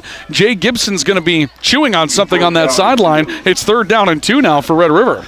Yeah, that was really one of their best plays last week against Central in the Cushman Classic was the fullback trap, like you said, where it's a counter offset fullback, and Sattler's shown he can be a good runner. So, again, a big play here to keep the chains moving and keep keep the clock rolling in your favor. I formation on 3rd and 2. Big play for Red River from their own 31. Wasvik under center, turns, hands it off, and there's the first down and more for Sproul. Sproul breaks outside the numbers to 40, nudged out of bounds at the Red River 44. That's a big play for a first down. A pickup of 13 yards for Carter Sproul. Red River's got the running game rolling against West Fargo. Officially 14 out to the 45, and it's a Red River first down. Yeah, again, a good I formation play. They're on a little counter with the with a pulling guard, and Sproul's been run well so far. Downhill a lot, and the guys in front of him have obviously done a great job as well. Ross Meyer now rotates in along with Brady McQuillan. Earlier it was Payne Parks and Drew Mellon as the wide receiver core in this package. 1st and 10, Wasvik, toss right side, Sproul looking for a block. Cuts back upfield on the far edge, forced back at the 45, and a flag comes in from behind the play. We may see a holding penalty against Red River. We will. That'll be the 3rd holding penalty called in the game. The flag is thrown just behind the line. They're going to enforce it from the 44. This will be an 11-yard mark-off against the Riders.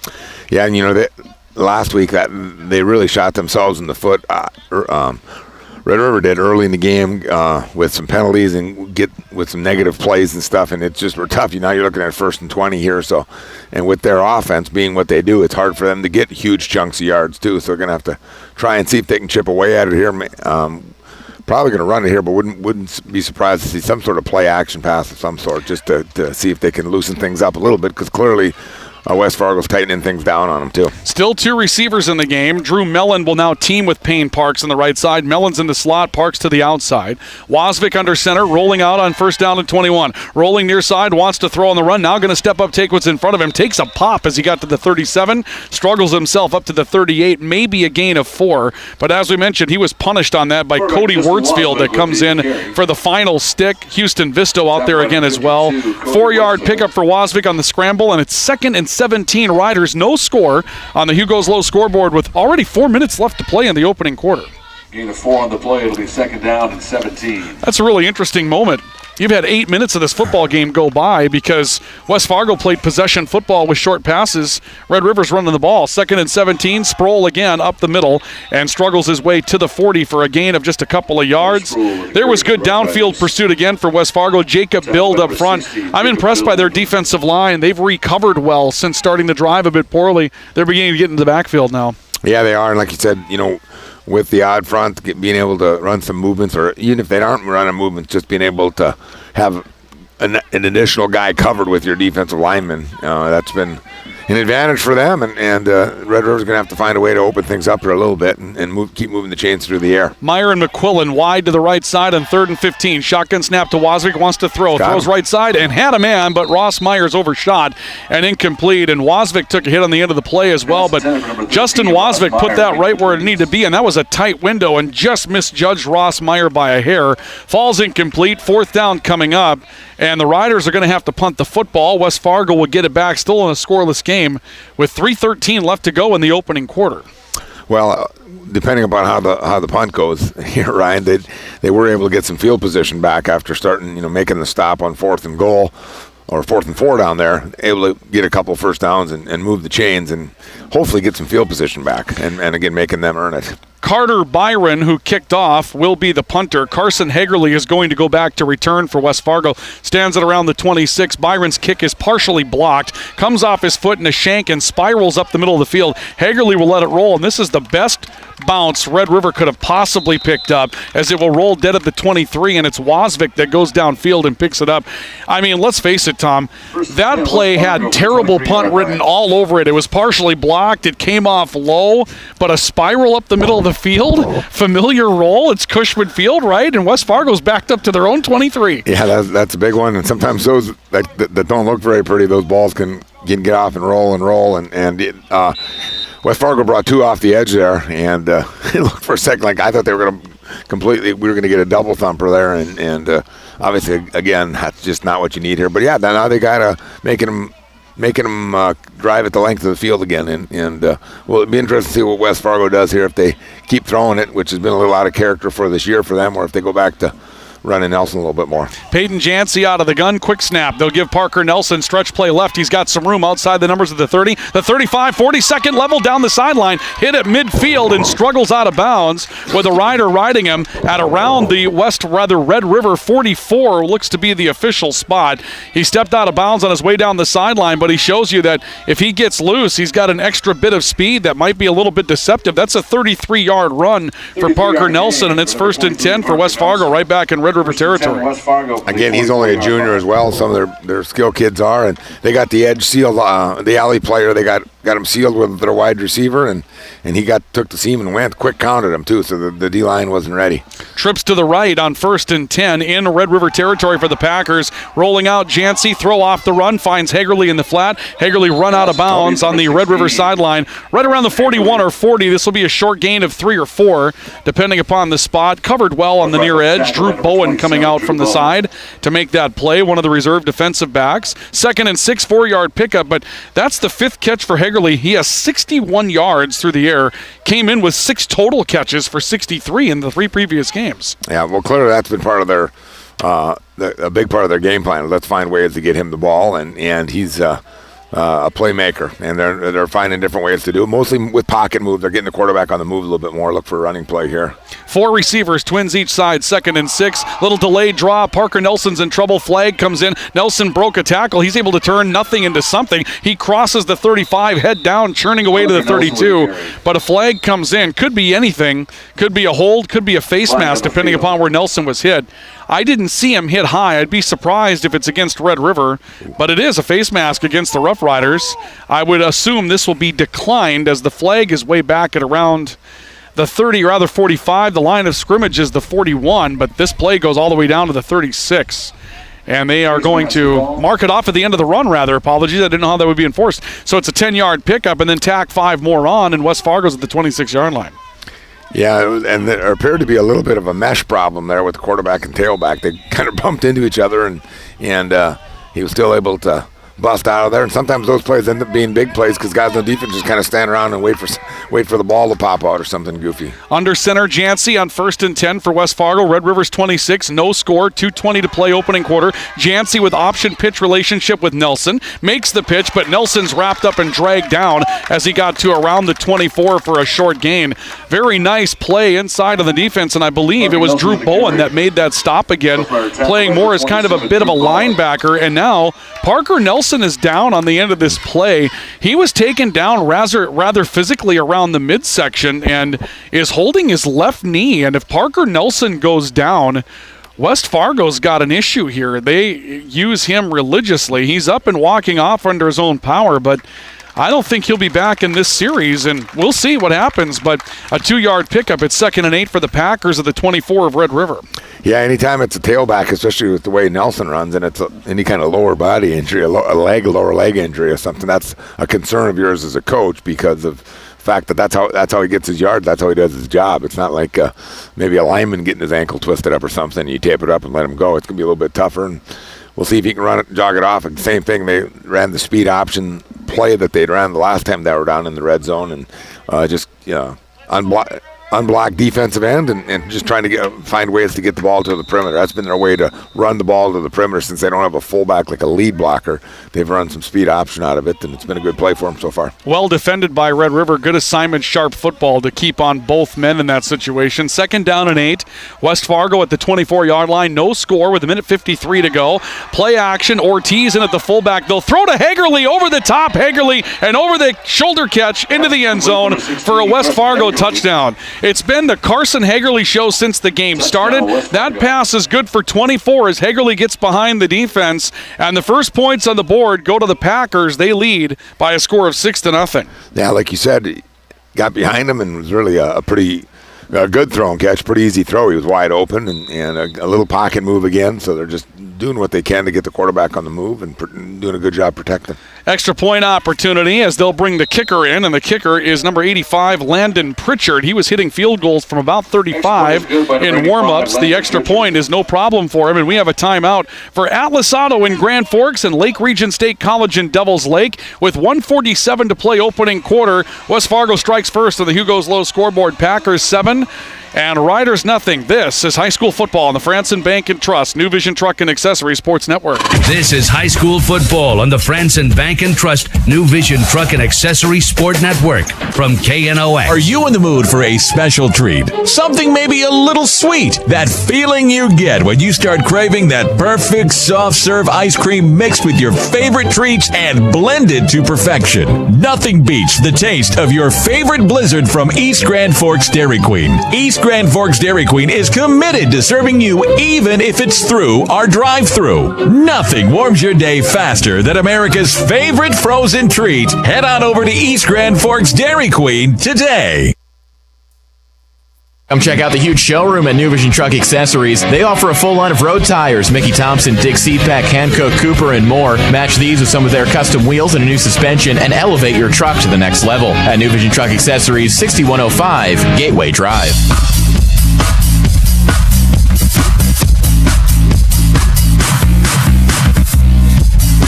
Landon Pritchard for West Fargo will tee it up. The Packers take a 7-0 lead on a 24-yard touchdown pass to Carson Hagerly from Peyton Jancy.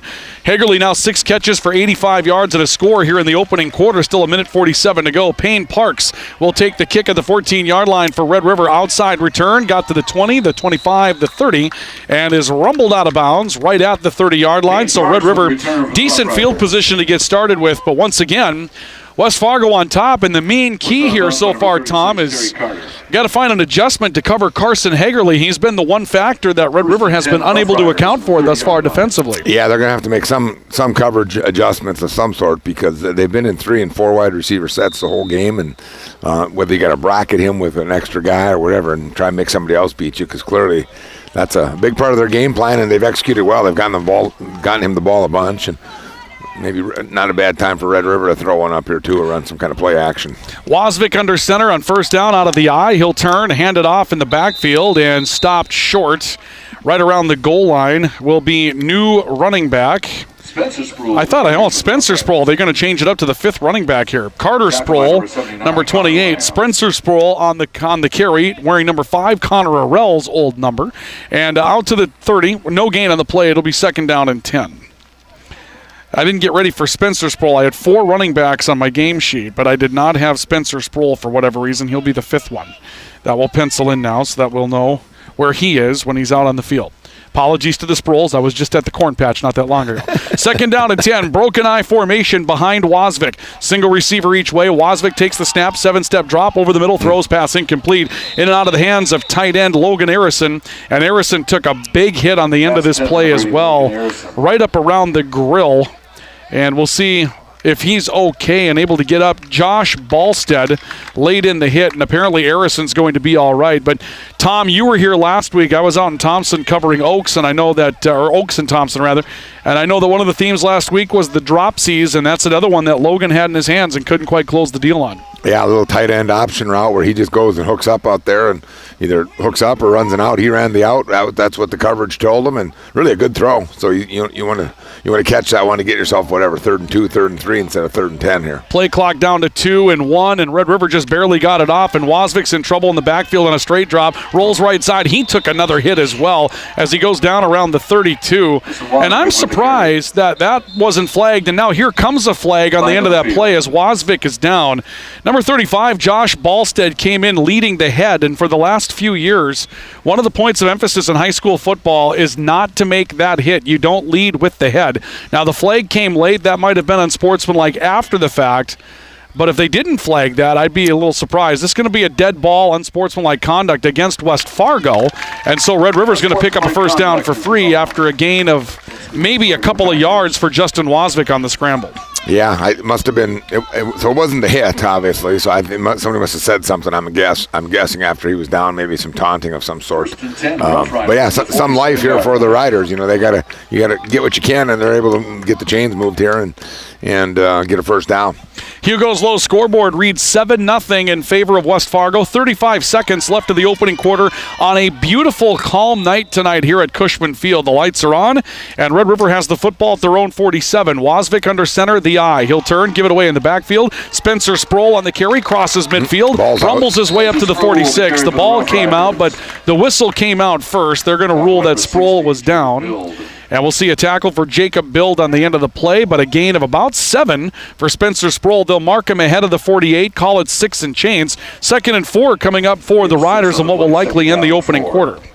Yeah, and Red River doing a good job rotating a lot of guys in at fullback and at tailback, and as you mentioned earlier, wide receiver too. So they're keeping fresh bodies out there. And going to be the quarter here. The quarter clock will run out. Our back judge will see it, will come in and stop the play, and that's going to bring us to the end of the opening quarter of football. West Fargo strikes on a 24-yard touchdown pass into the hands of Carson Hagerly, who is on fire offensively tonight, but the Riders are moving at the end of 1. And after the end of a quarter, your score on the Hugo's Lowe's scoreboard is West Fargo 7, Red River nothing. We have a timeout for Atlas Auto. Find your next vehicle at Atlas Auto in Grand Forks and Lake Region State College in Devils Lakes, the premier facility for training law enforcement officers in the region. This is high school football on the Franson Bank and Trust New Vision Truck and Accessory Sports Network. This is high school football on the Franson Bank and Trust New Vision Truck and Accessory Sport Network from KNOX. Now's the time to get a great deal on select Kubota subcompact and compact tractors. Our reliable #1 selling tractors are designed for easy operation and feature all the performance-matched attachments needed to tackle any job. Right now, get 0 down and 0% APR for 84 months and save up to $1,700, plus no payments for 90 days. Now through October 31st, see Acme Equipment for full disclaimer. See the full line of Kubota at Acme Equipment on Gateway Drive, Grand Forks. Nate from the Golf Center here, the man with the fancy shoes. We are your golf specialty store. We have everything under one roof that you could ever need for golf. We specialize in giving you the best customer service possible, whether you are looking for golf balls or a full custom fitting. At the Golf Center, where your game begins. Second quarter begins with Justin Wasvik running the hard count, and he's going to have success up front. They're trying to catch West Fargo pursuing downfield a little too early, and they got Dustin Hunsicker to jump across the line. That'll be a 5-yard mark-off against West Fargo, and the Riders are going to pick up another first down. So second quarter begins with a Rider first down now at West Fargo's 42. It also begins with the Riders down by a score of 7-0 on the Hugo's Lowe's scoreboard. Wasvik under center, broken eye formation behind him. Single wide receiver each way, toss sweep. Back in the game, Carter Sproul looking left, turns upfield on the hash marks across the 40, down to around the 39. It'll be a gain of 3. Second down and 7 coming up. Out on the end was the linebacker Houston Visto to make another stop for West Fargo. 2nd and 7 coming up for Red River. As you mentioned earlier, the linebackers, Visto being one, Terry Carter being the other. Really, they're 2 guys, and that's not unusual in a 3-30 front or a 50 front where those guys are running around making plays. And Red River's trying to run the ball to the perimeter, run a toss sweep there, just try and get them stretched out a little bit. Second down and 7. Now out of the pistol with 2 men in the backfield will be Wasvik. He'll turn and hand it off, and a run ahead for Carter Sproul, I believe. Sproul will get up to the 36. It'll be a gain of about 3, so here comes 3rd down and 4. Yeah, you mentioned it, Tom. When you take a look at the way West Fargo runs their offense, it's not a 34. They're true defensive ends. They're up even on the offensive line. And so you've got 2 linebackers, and when you see those 2 guys, Carter and Visto, 35 tackles in 3 games coming in, so averaging over 10 together. That's textbook on how you want to run that defense. Yes, it is, and Jay's been running it for a long time. They've had a long time in their system. They've been running the odd front, and 4 down territory here, I would say, for Red River. Absolutely. 3rd and 4 from the 36. Wasvik throws the flat, and it's incomplete. He undershot his target, Drew Mellon. And so now here is the decision that Coach Vern Muir and the Roughrider staff will have to make. It's 4th down. You've got some momentum going. You're at the 36, and I would agree with you, Coach Dosh. I think you've got to go for this on 4th down, even though it's decent field position if you turn it over, and Red River's making no indication they're taking their offense off the field. A little surprised. I thought since they're in 4 down, I thought maybe they would run it there on 3rd and 5 to see where 4th down gets you. But now we're going to see a pass, I would think. Here comes 4th and 4. Justin Wasvik under center. Broken eye from the West Fargo 36. Single receivers each way. Wasvik straight drop under pressure. Steps around that. Working outside. Now cuts back inside. Tries to get low. The strip drill's on, but it's 4th down. The line tries to push Wasvik forward. He's going to get yardage to around the 32. there's a spot on the near side of the field that makes this manageable as far as trying. No, we're not going to be able to sell it. It'll be first down, a pickup of 3 and change. There was a generous spot on this side of the field in front of the Red River bench, but he was short by about a half yard, and West Fargo will take over on downs. Well, they had a blown protection there. A guy came off the edge unblocked, and you can see the running back O-line conversation taking place. Who was supposed to block who? That's pretty obvious. There was a miscommunication there because the guy ran free and it completely disrupted the play. Didn't really have a chance because he was just trying to get out of there and run for his life a little bit. You got a couple of offensive linemen that are up there that are returners. Brady Lewandowski as the right guard. Was a tight end up until this point in his career, so a few converted guys. Out of the gun, Jancy on first down, throws underneath. There's Hagerly again. Hagerly breaks a tackle. He's into the open field to the 45, got to the 46, is driven back from there, but a spot will have him at the 46-yard line. A 13-yard catch for Carson Hagerly. That gives him 98 yards on 7 catches and a touchdown in the first 13 minutes and 46 seconds. I mean, where did Carson Hagerly come from to make this kind of impact early? Well, it's something they saw, I'm assuming, with their game plan this week that West Fargo saw with their offense, because it's pocket move. They're getting rid of the ball quick, so they don't have any protection issues. And, again, an athletic guy out in space, just finding ways to get open. Red River's going to have to do something to get him covered up because they're having a heck of a time with him. 3 receiver set. They'll give the ball to Parker Nelson, who appears to be okay. He stretches left, crosses midfield, got out to the 44 of Red River before he's brought down. That'll be close to a first down. It'll be 9 yards and some change. They'll spot him just ahead of the 45, so second down, a short one coming up. Parker Nelson now with 67 yards rushing in the opening half. Carson Hagerly with 98 yards through the air. The rest of the team has 4. But that's what West Fargo's doing, and they're getting it done. Yeah, they're balanced with those two kids. They've been their offensive leaders coming in, and they're really staying that way. Quarterback's managing the game well. Jancy out of the gun on 2nd and 1. Stretch play again. Larson right side. Turn around. Nelson right side. Turning the corner outside the numbers. Cross the 40. Working his way down to the 36. That'll be enough for first down and then some. A pickup of 8 yards for Parker Nelson. Team pursues him down there. Red River does catch up. The tackle on the play, I believe, is going to go to Red River's number 4, Hudson Flom, from a defensive back spot. First down for West Fargo, moving again at Red River's 36. The receivers are doing a good job on the perimeter blocking too, Ryan. They're running through the open side. Like I said, they don't have a lead block, fullback, anything like that. And big physical kids, Hagerly and Barron Cotton, they're doing a good job blocking on the perimeter. Red River's got to get off some blocks here. 3 receivers. Twins go to the right. Lone man to the left is Seth Bierencott on 1st and 10 from Red River's 36. West Fargo leading 7-0. Play action. They look for Bierencott, and this is thrown incomplete underneath.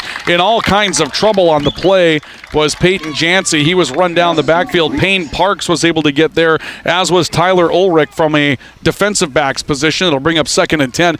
That may have been a blitz by Red River from one of their D-back spots, and they may try to do more of that as the speed of the game might be getting away from the defense a little bit. Right, it was a little different formation what they've run. They put the 2 receivers into the short side and the tight end, the 1 receiver to the wide. So that usually means something's coming back to the wide side of the field, and that's exactly what it was. They'll do it again. Twin receivers going to the right. Lone man to the left again is Bierencott. Out of the pistol, Jancy. 2nd down and 10. Jancy takes the snap, stepping right, throwing over the middle. Pass incomplete, nearly picked away. They again had Carson Hagerly open, but the ball was thrown behind Hagerly. He reached back and kept it up in the air, and there was a chance for Gunnar Heichert on the back end. Instead, 3rd down and 10 after a pair of incomplete passes for West Fargo. Halts the clock with 8:45 left until the break. Yeah, they do. They need a big player. Red River needs a takeaway at this point in time here, and because I'm guessing West Fargo is going to be in 4-down territory here. Ryan is what I would say. Depends what happens here on 3rd down, but they got to get some kind of a momentum changing play. They really haven't had one of those all day. 4 receivers, Twins each way. Hagerly in the naked screen near side. Gets outside the numbers, the 30 up to the 26. He will be short of a first down by about a yard, maybe a half a yard. He's finished off on the near side of the field by Gunnar Heichert. He had some help from Jaden Rusted out of a linebacker spot. Ahead of the 27, 4th and 1. That definitely makes it 4th down territory. You get a stop there, maybe, right? Yeah, but right. Now on 4th down territory, they're going for it. No question. It's really the same thing they've run several times, Ryan. Quarterback move. They run a little bubble route with Hagerly, and they don't have very good leverage again to the field there. We could have some problems again. Flag comes out as they give to Nelson. Nelson trying to get up the middle of the field. This ball may have been stripped. Red River seems to think it's theirs. It is not. Arison will make the stop, but Nelson held on to the football. However, a flag came out right on the snap, and it came from the back judge. So we'll see if there was a delay of game penalty. That or 12 on the field on the defense, I think, yeah, Ryan. And that's what it's going to be. They're going to call Red River for illegal participation. And we see a guilty party in the form of Tyler Ulrich running off the field. So, I mean, yeah, it is easy to get a stop when you got 12 dudes to their 11, right? Unfortunately, it's illegal as well. And so now West Fargo will get a first down, I would think, by taking the penalty from the 29. Yeah, or rather the 26. Like you said, when you get the back judge making that call, then it's that's what it's going to be normally. If it would be a delay a game, it'd be a dead ball. So it's too bad. But like you said, it's easier to draw stuff up with 12 on defense too. So yeah, and they do. It's actually a 15-yard penalty. That's half the distance to the goal. So they're going to move this down to the 14-yard line. There'll be a solid pickup for West Fargo here in this situation. Now first down inside the RBB Electric red zone, brought to you by RBB Electric for West Fargo. 4 receivers, Peyton Jancy under center, low man the backfield, Nelson. They'll give to Nelson right side. Had a hole, but it closes quickly, and he's brought down after a short gain to around the 9-yard line.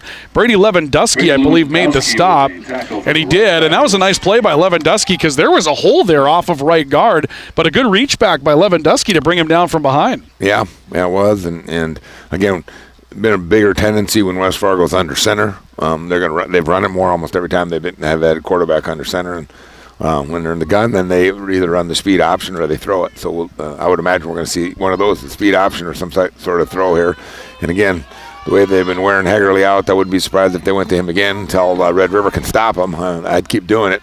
4 receivers, twins each way, single coverage on all of them, looking over the middle. Ball is picked off in the end zone. Taken away by Red River. Return comes out to the outside to around the 13. There's the takeaway that Tom Dosh was looking for. Brady McQuillan comes up with a takeaway on a ball that Peyton Jancy tried to force over the middle. That's a huge change of momentum for Red River. Keeps the scoreboard at 7-0 West Fargo. Riders get the football at around their own 13-yard line. Yeah, big play there. They were in man coverage. They brought a blitz. Red River brought a blitz, and so the ball had to get out and good coverage. And Coach Muir would probably like that if he'd just stayed in the end zone. That you don't have to deal with the anxiety of possibly fumbling. Plus, that's 6 or 7 yards they could have gotten back, but. Everybody's probably got a little Deion Sanders in them, they think, so everyone wants to take it 102, right? We all got that, so why would these guys be any different? Justin Wozvik, play action, rolling right side on the boot. He's going to run. He's got some speed, gets across the 20, spins his way out of bounds. At around the 22, it's a solid pickup of 8 yards for Justin Wozvik. First time I've had a chance to see Justin play this year, but you can tell that he's a year more physical. He's a year faster. He had a great hockey season with Red River this past year, and right now you can tell he's a little bit better quarterback than he was a year ago. Yeah, he is, and they've been playing, both of them. He and Heikert have been playing, rotating the first few weeks, and it's been pretty much Justin the whole game here. But that was a good play, good call right off the bat. You get 7-8 yards. It's essentially a quarterback keep to the boundary is what it is. And like you said, he's a good athlete, Ryan, and he was just able to tuck it up and get what he can. 2nd down and 2, short snap after an I formation set, and a rumble out to the 25 for, I believe, Garen Sattler. And this should be enough to move the chains for Red River and pick up a first down. They're going to spot the ball at the 25-yard line. Sattler will pick up 3 on the play. It's enough to move the sticks, and Red River has a first down. We're at the halfway point of the second quarter. West Fargo leading 7-0 on the Hugo's Low scoreboard, but the Riders trying to capitalize on a turnover. Red River's done a good job of changing up their snap count. They've gone some hard count on them, got them offside. They've also come up in distance, quick count, first sound type of stuff. And here you see it again, getting them off balance. That's been a nice part of what they've done to keep West Fargo guessing a little bit there, Ryan, and almost got a penalty there too. Yeah, it's a 1-yard pickup for Carter Sproul and a dive to the right. But like you mentioned, a little bit of the mental game going on up front. West Fargo's done a pretty good job the last half of the first quarter of pursuing upfield. So we got to change it up, right? And you can do more than just personnel to get that done. Right, and he's done a nice job. And some of the hitters, the quick hitters they've gotten with their fullback have been, usually those are quick counts, and get the ball to him and get going. He's a good back. Payne Parks left, Drew Mellon to the right, short side of the field on 2nd down and 9. Wasvik out of the pistol, takes it away, gives it to Sproul, looking left side behind a lead block. He crosses the 30, got to the 31. Short gain, maybe 4, maybe close to 5 before he's wrestled down to the near side of the field. It'll bring up a 3rd down and 4, manageable up front. The lead block was there from Garen Sattler, so they tried it that way. And the ball just ends up going out, kind of a choice by Sproul, right, to kind of take it to the outside. Right, and you're exactly right. Manageable. Give yourself a manageable 3rd down here. 3rd and 4, 3rd and 5 is a lot easier call to make than 3rd and 9 or 10. So that's exactly what they did, and I'm making that call on 2nd down. So, again, move the chains and then see if you can pop one at some point in time. Here comes 3rd down and call it 5. Wasvik under center, play clock down to 3. Wasvik calling out the cadence, has it, play action, rolling right out of the bootleg, looks to look downfield, going to take it and run it himself, and runs out of bounds, short of the 1st down at around the 34. He's going to be about a yard shy, maybe got it on the near side spot. We'll have to wait and see. We're obscured to the view, but from here it looks like they're going to spot him about a yard shy. There's 4:25 left to go. Do you want to roll the dice from your own 34? Another bootleg with Wasvik. It's a tough call for Vern Muir right now, and I think he's thinking about it. May see a timeout. Well, yeah, it looks like they're going for it to me. I thought he could have probably, if he'd have laid out there a little bit or dove, they would have gotten the 1st down. He kind of got pushed out of bounds. So Vern is right next to a referee down there. This could be hard count. If you can't get him, then we'll take the timeout. Play clock's down to 3 and 2, and there's the timeout. So now here's where the decision-making will be made. You go for it or do you not? We'll find out when we come back after a timeout for Lake Region State College in Devils Lake and Atlas Auto in Grand Forks. On our Hugo's Low scoreboard, 7-0 West Fargo, and the Rough Riders facing 4th and 1 from their own 34. This is high school football on KNOX. This is high school football on the Franson Bank and Trust New Vision Truck and Accessory Sport Network from KNOX. Donnie Rayburn here, General Manager at Lithia Toyota of Grand Forks. We have a great selection of quality pre-owned vehicles priced at $10,000 or less, like a 2013 all-wheel drive Ford Escape Titanium or a loaded 2011 Chevy Suburban. With low prices and great financing options, it's easy to get into your next vehicle. No games, no gimmicks, just real value. Go to ToyotaofGrandForks.com or swing on by. Plus, motor vehicle excise tax license and a $299 dealer doc fee. Escape stock number DUD 31730TP. Suburban stock number BR231790T. All financing on approved credit subject to prior sale.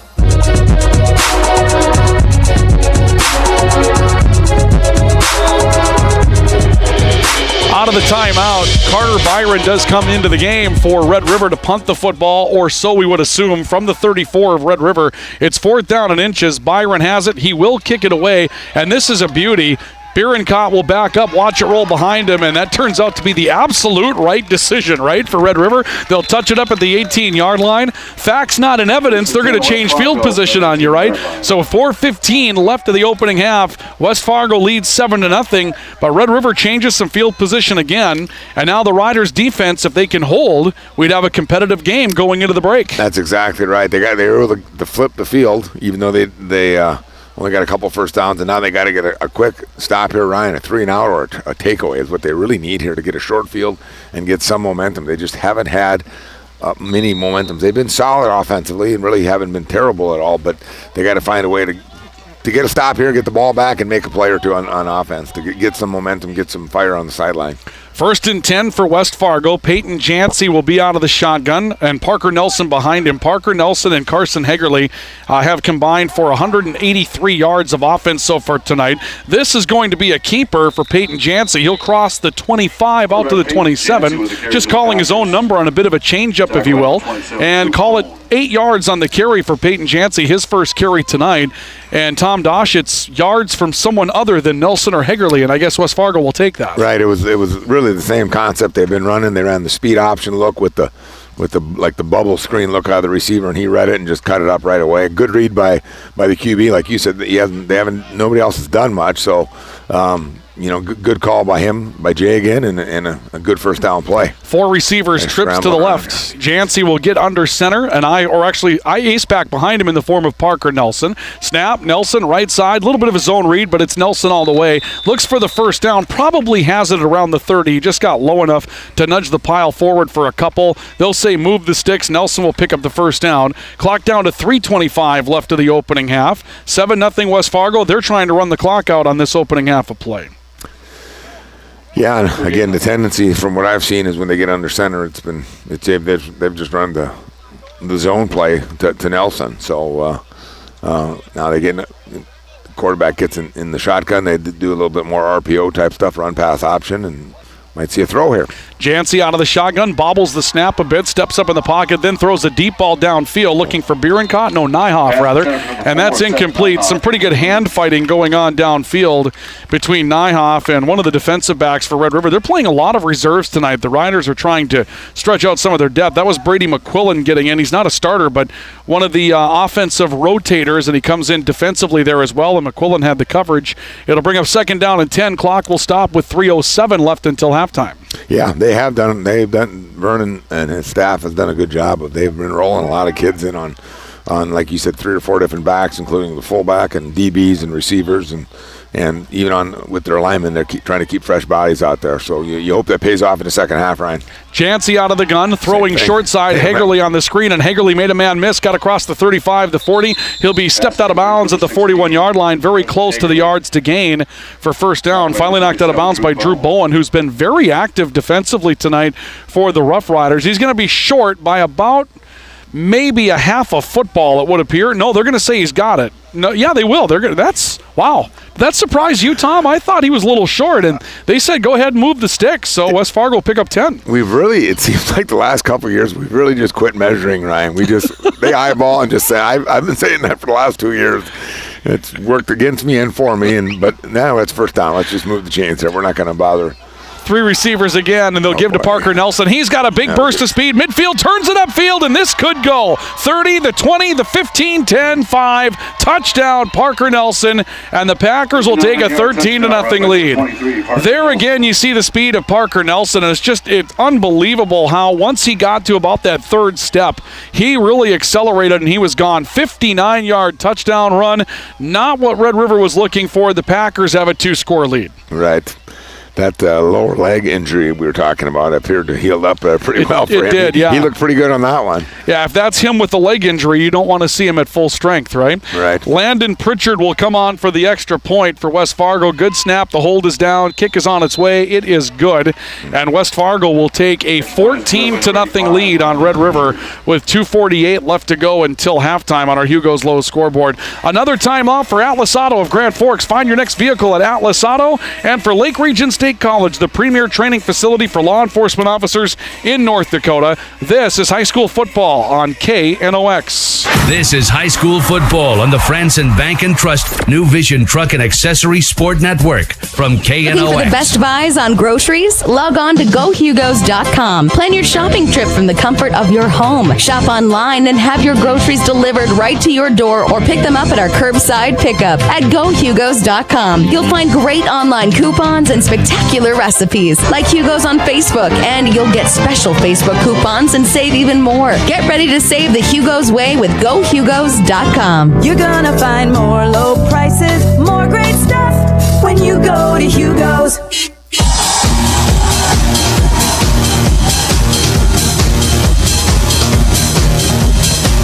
Welcome back to Cushman Field. 14-0 West Fargo over Red River. Ryan Cunningham, Tom Dosh joining us for color commentary and analysis tonight. It'll be Landon Pritchard that will tee the ball up for West Fargo to kick it away. The kick is away, end-over-end kick towards the near side of the football field, and Red River will have the return coming from Gunnar Heikert. Heikert crosses the 25, nudged up to around the 27, and then was jumped back.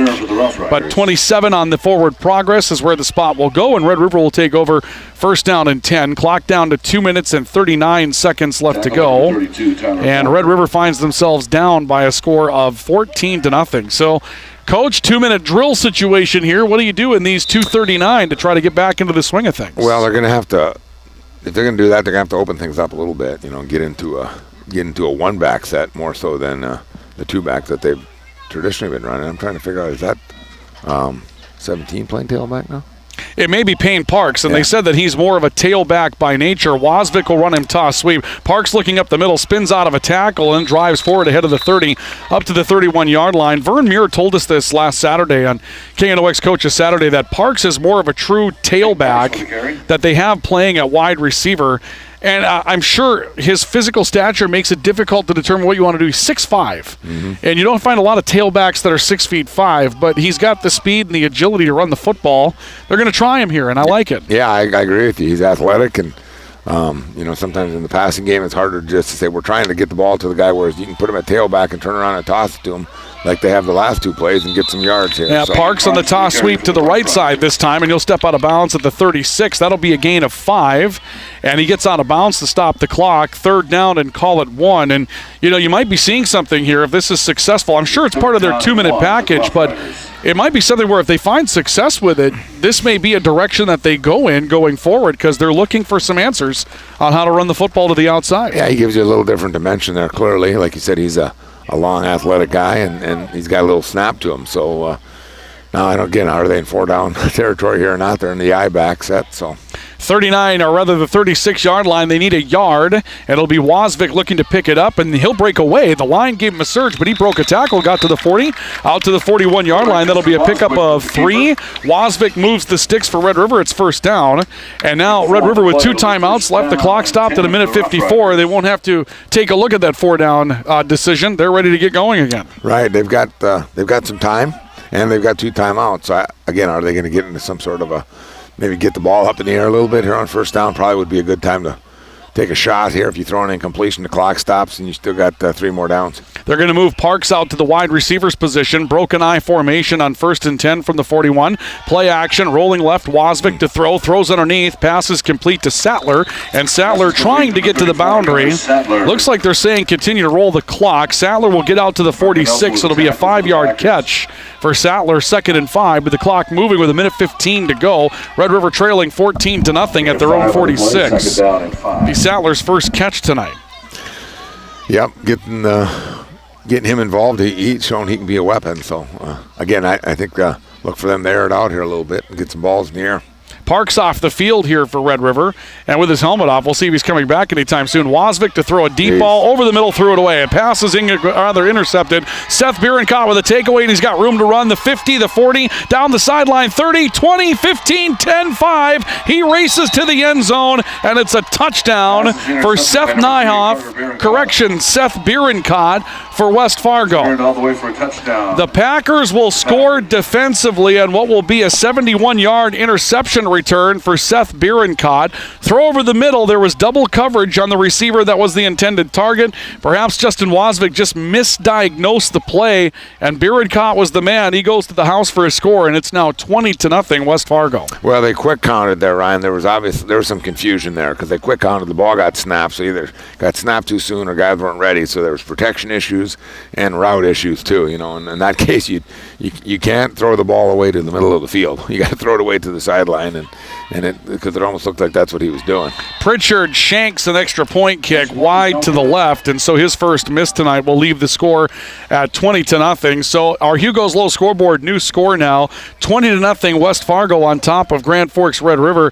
It's really interesting to go back and diagnose that too, Tom. I mean, you got some momentum. You put Payne Parks in the backfield. He gives you a couple of good carries. Then all of a sudden, Parks comes off the field, helmet off. He's not going to be used in that position. You try a deep ball, picked off. I mean, it's tough to break the whole thing down, isn't it? Yeah, like I said, there was some form of confusion there because of the way the ball got snapped, and guys weren't ready to go. And in that situation, you just got to throw that thing away out of bounds or along the sideline. You never throw a ball away down the middle of the field because that's a recipe for disaster, especially with a 6'4" free safety like West Fargo's got with Bierenkot. So. It was 7-0 not that long ago, Ryan. 2-0. 2 minutes ago, right. It was 7-0, and we were trying to figure out if they should go for it here on 4th and 1, and it's been a tough 2 minutes. A lot of bad things really have happened to them since then. Tough 2 minutes and 4 seconds, believe it or not. Nelson's 59-yard touchdown run was at 2:46, and 2:04 later, 71-yard interception return. And you're right, some really bad breaks here as Pritchard will kick the football away. Spiraling kick down the middle of the field. It'll be a ground ball, then hops away from the return man, who I believe there's a flag coming in here as well. I believe the return man on the play was Gunnar Heikert. Heikert picks it up and moves his way out to around the 24, but there's a flag down, and that will go against Red River as well. And so we'll see where the Riders are going to start this possession with 37 seconds left, down by a score of 20-0. Yeah, that's where that flag was at. It's usually a block in the back or a hold on the return, like you said, unless there'd be a face mask. But no, it's going to be a block in the back. Yep. Block in the back. We'll take it back to the 12, and so 37 seconds left. And now I'm assuming you get rather conservative at this point. Run the ball up the middle a couple of times, take yourself into the locker room, and see if you can adjust to try to come back from down 20 in the second half. Yeah, you're exactly right. You got to cut your losses here, Ryan, and stop the bleeding a little bit here. So that's what I'm guessing they'll do.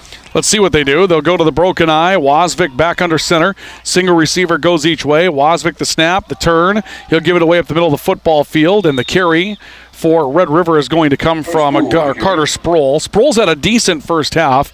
He'll bang himself out to around the 15-yard line. That'll be a gain of 4. 42 yards in the opening half for Carter Sproul. Clock down to 15 seconds.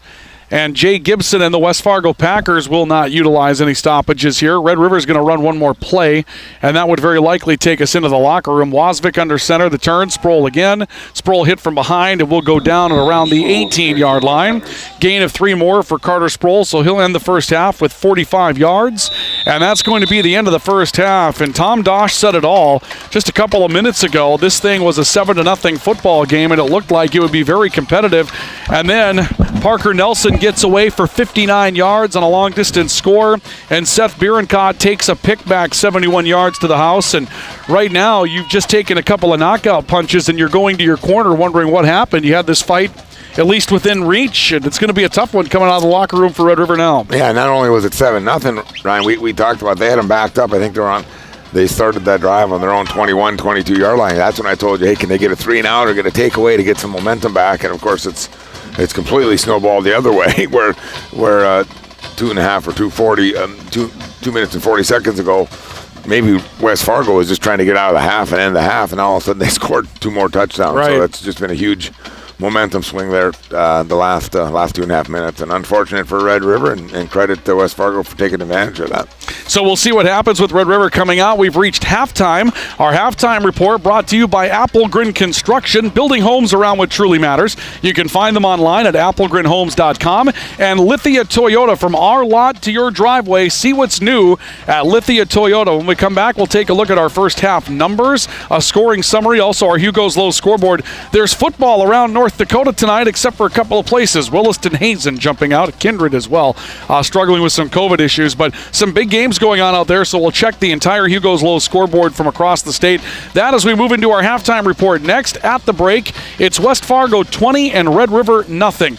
This is high school football on the Franson Bank and Trust New Vision Truck and Accessory Sports Network from KNOX. This is high school football on the Franson Bank and Trust New Vision Truck and Accessory Sport Network from KNOX. Down, ready, set, hold. You gotta love football. A game of inches measured in yards. From Friday night lights to crisp weekend afternoons, here's to the game we love and the players who make it great. Now huddle up. Shields has the call. Keep your head up, go hard every down, and above all, enjoy. Ready? Break. Shields, we're right there with you. Visit any one of our locations or shields.com.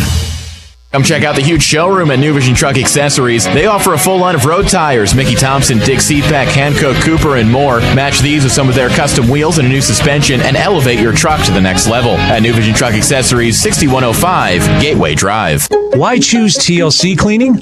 Because choosing TLC Cleaning is choosing time, the most precious gift we have. Time to enjoy with your children, time to enjoy with your spouse, and time to enjoy with your aging parents. Time is something we never get back. TLC Cleaning offers weekly, bi-weekly, monthly, or deep clean services. Brand new to Grand Forks. TLC Cleaning, your cleaning experts. Visit tlccleaningexperts.com to get an instant quote today. West Metro Buick GMC. See how easy saving money can be. Jeff Sell here from West Metro Buick GMC. If you're looking for your best selection, service, and price on your next new Buick or GMC or pre-owned used, go to westmetroauto.com. westmetroauto.com, online at westmetroauto.com. West Metro Buick GMC. See how easy saving money can be. This is Jeff Sell from West Metro Buick GMC, C in Monticello. Farmers, what is the advantage of working with Spray Advantage? Hello, this is Greg with Spray Advantage, and advantage number one with working with us is we carry all the parts you need on hands like tips, tanks, nozzles, and pumps. There is no second guessing and waiting on a part, creating downtime. If you need it, we have it. Plain and simple. So don't trust the guys that are just going to tell you it's out of stock. Trust Spray Advantage in Grand Forks. Spray Advantage, more advantages than you can count.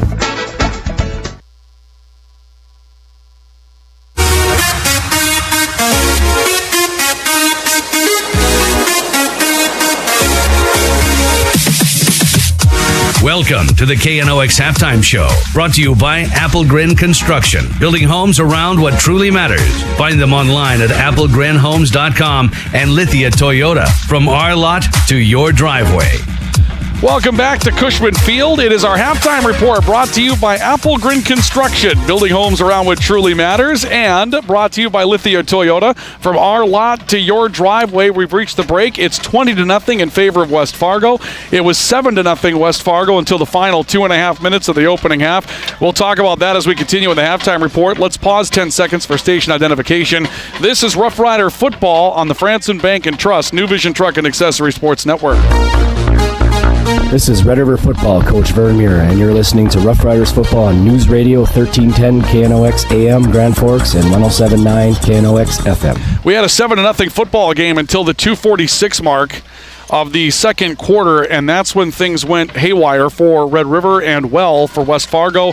Parker Nelson, a 59-yard touchdown run, and then Seth Bierencott picks one off 2 minutes later and goes the distance, 71 yards for a score. Add that to a Carson Hagerly 24-yard touchdown catch in the opening quarter, and it's 20-0. Red River defended the football pretty darn well, but there were a couple of things they didn't account for. I mean, I think we knew that Parker Nelson would get his yards, and they were okay with that. Maybe not 138, but they were okay with him being the workhorse. But Carson Hagerly right now has 9 catches for 116 yards and a touchdown.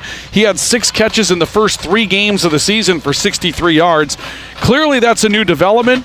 Whether West Fargo didn't show it on film and it caught Red River by surprise and they haven't been able to adjust, or if that's just something that Carson Hagerly can do against Red River that he didn't do earlier, it's been kind of the X factor in the football game, along with a couple of big breaks.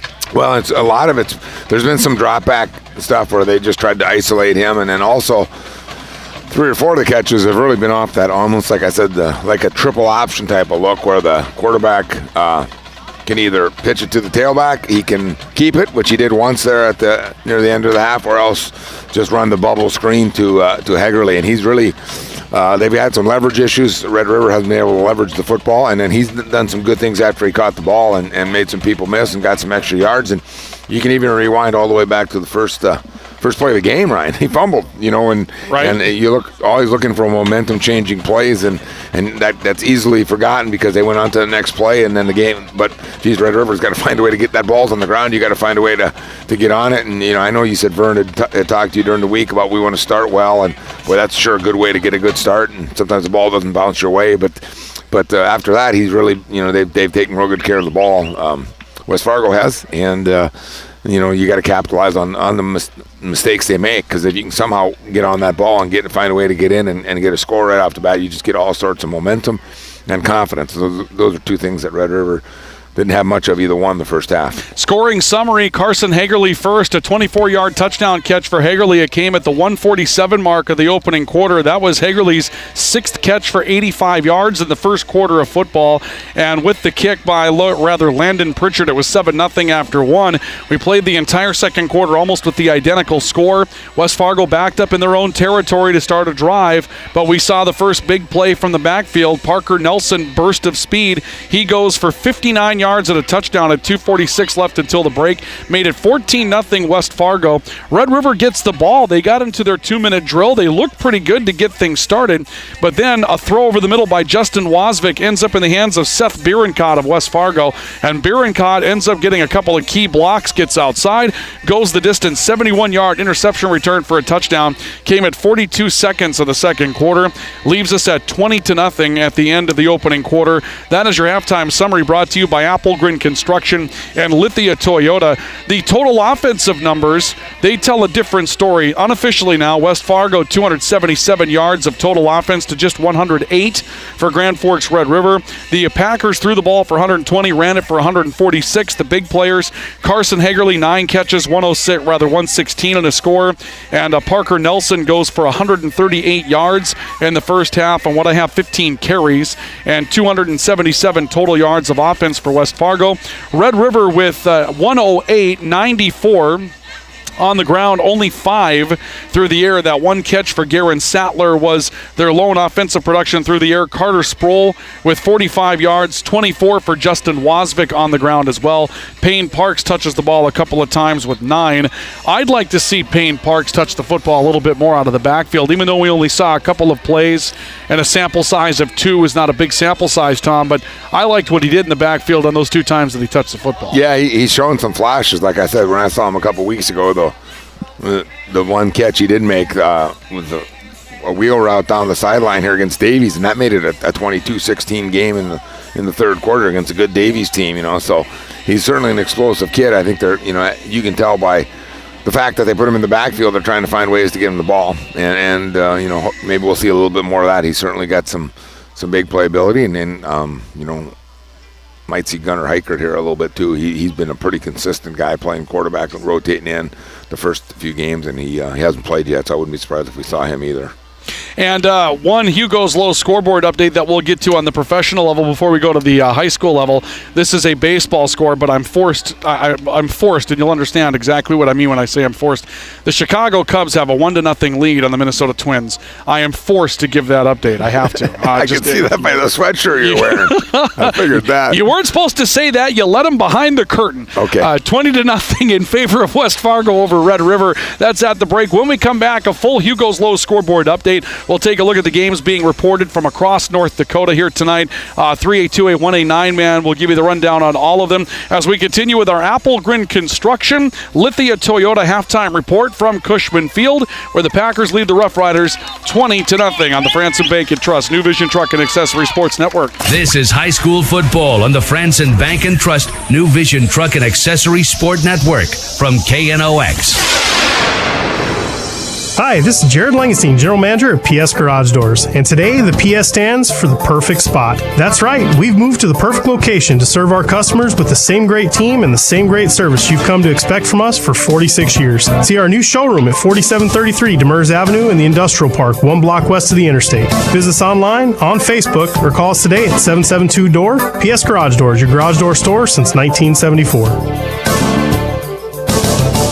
Franson Bank and Trust is the Red River Valley's farmer-friendly bank. Their hassle-free loans for land, equipment, feedstock, and operating lines can save you time and trouble, and they just might be able to save you some money to boot. Yes, they offer Farmer Mac loans too. Make sure your boat and farm equipment is well protected during the off-season with Finest Auto Trim. Finest Auto Trim specializes in boat covers and canopies. If your tarps are worn, they can repair those too. Your equipment is well covered with Finest Auto Trim of Grand Forks. Armed with only a snorkel, arm floaties, and goggles, your favorite cousin Andrew is on his way to your house to help save you from the rising water in your basement. But you find out one thing in a hurry. Cousin Andrew can't swim. This is Chad with RBB Electric, and we all know how bad water can be. At RBB Electric, we can help with water too. If you are installing an inside or outside sump pump, we can help make sure everything is set up and wired to perfection in the perfect high and dry spot. RBB Electric in Grand Forks, Crookston, Fargo, and Bismarck.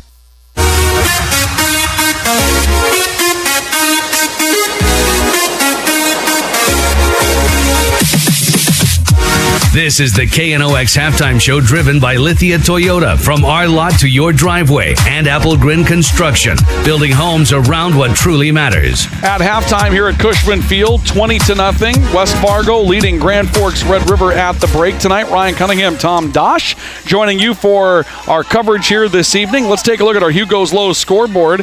Good one going on down in Fargo. Fargo South scoring late in the opening half. They take a lead over Grand Forks Central by a score of 15-8. Now, I mean, I know it sounds early to start talking about playoff possibilities, but Central's kind of playing for their playoff lives in that one as well. South's 0-3, and Central's 1-2. Central's still going to need a win over one of the big dogs in the upper half to try to sneak in, but nonetheless, they lose that one. They drop to 1-3. South's 1-3. Top four get in, and so it becomes a much longer stretch for the Knights if they don't win that one tonight. But right now, South with the lead by a score of 15-8 at this point. Some other scores coming in from around the area. We've got a good one going on between Cheyenne and Shanley, with the Mustangs leading Shanley 22-21. Both teams are 3-0. Davies is 3-0 in the league as well, and those two are battling it out for the number one spot. Earlier this week, the football plan became official for North Dakota next year, and Shanley decided, hey, North-South, you guys go ahead and go to 2A. We're staying up, and I was surprised by that, Tom. I really thought Shanley would come down and join us, but the Deacons apparently don't need South or North anymore. They want to play with the big boys. Yeah, and then they opted up during this cycle, too, because they've been down with the St. Mary's Devils Lakes of the world, and I know I was in talking to Troy Mattern, their head coach, a couple years ago, and he told me then we're going to opt up. We like the future of our program. We've got a lot of good players in our program, and they feel like that's what they can do to be competitive. So yeah, kudos to them. You know, they're taking a challenge and obviously playing at a high level too with how they're playing, and be interesting to see how that all shakes down at the with the top 22 teams in the state enrollment wise anyway. Let's see what other scores are out there. Grafton and Rugby from the area, they're tied at 8-8 at halftime. Someone scored, I believe it was Rugby that scored at the end of the opening half on the final play. And Hillsboro leading 17-7 over Beulah. That's Hillsboro Central Valley over Beulah. That game is at halftime as well. We have a couple of other scores to pass along. Right now, we're ready for the second half of this one. West Fargo leading Red River 20-0. Thank you for joining us tonight for our Apple Grid Construction Lithia Toyota halftime report. Second half will begin with West Fargo's Landon Pritchard kicking the football away, and Red River moving from our left to right, defending the north goal. It'll be Payne Parks, one of the up men again, looking for a seam on the outside of the 31 and knocked down there. Good special team stop for West Fargo getting downfield. I love the special teams kid. I want to give them a nod once in a while, and that is Peyton McGregor, who is a sophomore wide receiver defensive back. He made a pretty good stick on a much bigger Payne Parks on that. Yeah, I got him down right away, and you know, you'd like to see him maybe just keep that ball inside it. Anytime you bounce it and those, you're going to run into a lot of guys out there. So, 1st and 10 for Grand Forks Red River, their own 31 near hash. They trail by a score of 20-0, but 13 of those West Fargo points came in the final 2:46 of the opening half. They give it away in the backfield, and may have some change of personnel. That might have been Sattler running the football. I believe it was. We'll see who comes out of the bottom of the pile with the football. No, Carter Sproul. Okay, I missed a number there, and Sproul will take it right back to the 30, so a loss of a yard. That'll bring up second down and 11 for Red River. Sproul with 44 yards on the night now. They try to go up the middle, and Red River has tried to spread it out a little bit, but the one play downfield turns into a pick and a return for a touchdown, and so that might keep things a little conservative early for Red River to start this second half. They'll give it away again to Carter Sproul. This time Sproul found a cutback lane, bouncing outside to the right, crossed the 35 out to the 37. That's a pickup of 6 yards on the play, so Sproul will tack on to his total. 3rd and 5, again to manageable for Red River on 3rd down and 5. Yeah, they gotta get a first downer to get some kind of life. It's certainly not an insurmountable lead by any means, Ryan. It's 20-0. So, but you kind of have to score here. You got to get some points early. Yeah, because obviously the longer the game goes, and then so like I said, so much of it's confidence and demeanor and momentum that you gotta find a way to get some of that, and they don't have any of that going on right now. So hopefully they can get some here with the first down. Drew Melland as a receiver near edge. Payne Parks to the outside on 3rd down and 4, rolling out right side, looking downfield is Wozvik. He's got Drew Melland. Melland tripped up as he catches the football at the 30. He'll spin his way to the 29-yard line, but it's a stretch the field play downfield, and the Rider fans come to life. A pickup of 29 yards, and it'll be 1st and 10 for Red River at West Fargo's 29. It's a first down and momentum play, the first one they've had on offense early, Ryan, and obviously he looked like he probably would stay on his feet on that one, and that we'd be kicking the extra point now. But certainly it's something, it's some life, and they got to figure out a way to. Hopefully we can see him punch one in here. And a little bit of confidence now for Justin Wasvik to get back in under center. Quick snap. They'll run counter again. This is Sattler trying to carry a load with him, and he does. Takes 4 men to bring him down. Hagerly comes up with a final stick on the play, but Sattler will carry the ball down to the 27 for a gain of about 2. And it's 2nd down and 8 coming up now for Red River. They're inside West Fargo territory. Not 22 officially, the 28-yard line. Misidentified the 27 and the 22 there is 5 yards off. Trying to get us 5 for free if I could. 2nd down and 8 for Red River. Sattler picks up 2. He's got 12 yards on the night.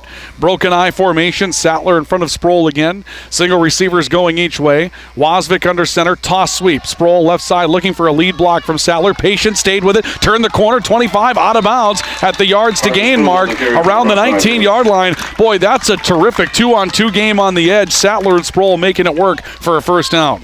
Yeah, Sattler really an unsung hero kind of guy. When he gets his carries, he's been able to gain some yards the last couple weeks and a good block on the perimeter. I was a little concerned they might throw a flag there. Just looked like he maybe had his hands on him outside the shoulder pads. But again, momentum, they got some here. Good to see. 1st and 10 inside the RBB Electric red zone now for the Riders. Quick snap again. Toss to the right side for Sproul. He cuts this back up the middle. Dragged down from behind as he got to around the 16 for a gain of 3. Red zone brought to you by RBB Electric. On call, on time, and online at rbbelectric.com. The ball will move officially to the 17, a gain of 2 for Carter Sproul, who now has 60 yards rushing tonight. Riders down 3 scores, but looking to change it on their opening possession of the second half. Yeah, and no question there. It's 4-down territory here. And like you said, you gotta go and you gotta figure out a way to get one in the end zone here. So you're calling plays with the idea that we've got 3 more downs here to get a first down. Wasvik out of a broken eye pistol takes the snap, looking right side, throws to the flat, pass incomplete. It was through the hands of the intended target. I believe the target was Drew Melland, and it was. It was a low throw, so it was going to be a tough catch, but Melland got his hands on it, and you'd like to see just a couple of things change on that. Higher throw, better hands, and this Red River team has just had the drop season. Again, it's one of those things they continue to combat right now. Yeah, they really have. Like I said, I saw it last week, and the rain, wet balls, and all that stuff had something to do with it. But they've had a couple tonight too, and again, those are momentum killers, and they got to get one here. Broken eye formation behind Wasvik, who's under center on 3rd down and 8. Toss sweep again. Sproul looking for a cutback lean. Comes back over the middle. Man, did he take a pop at the end of that play. He got to around the 16, but he got lit up on a big hit coming in from the linebacker core, I believe. That was Houston Visto. We've talked about him throughout the course of the night. He had some help on the play, but Visto came in head down and just lit him up. And so here's 4th down and call it a long 7. And the Riders, boy, this is a play they got to have. 8:25 left of the third quarter, down 20-0. They're inside the red zone.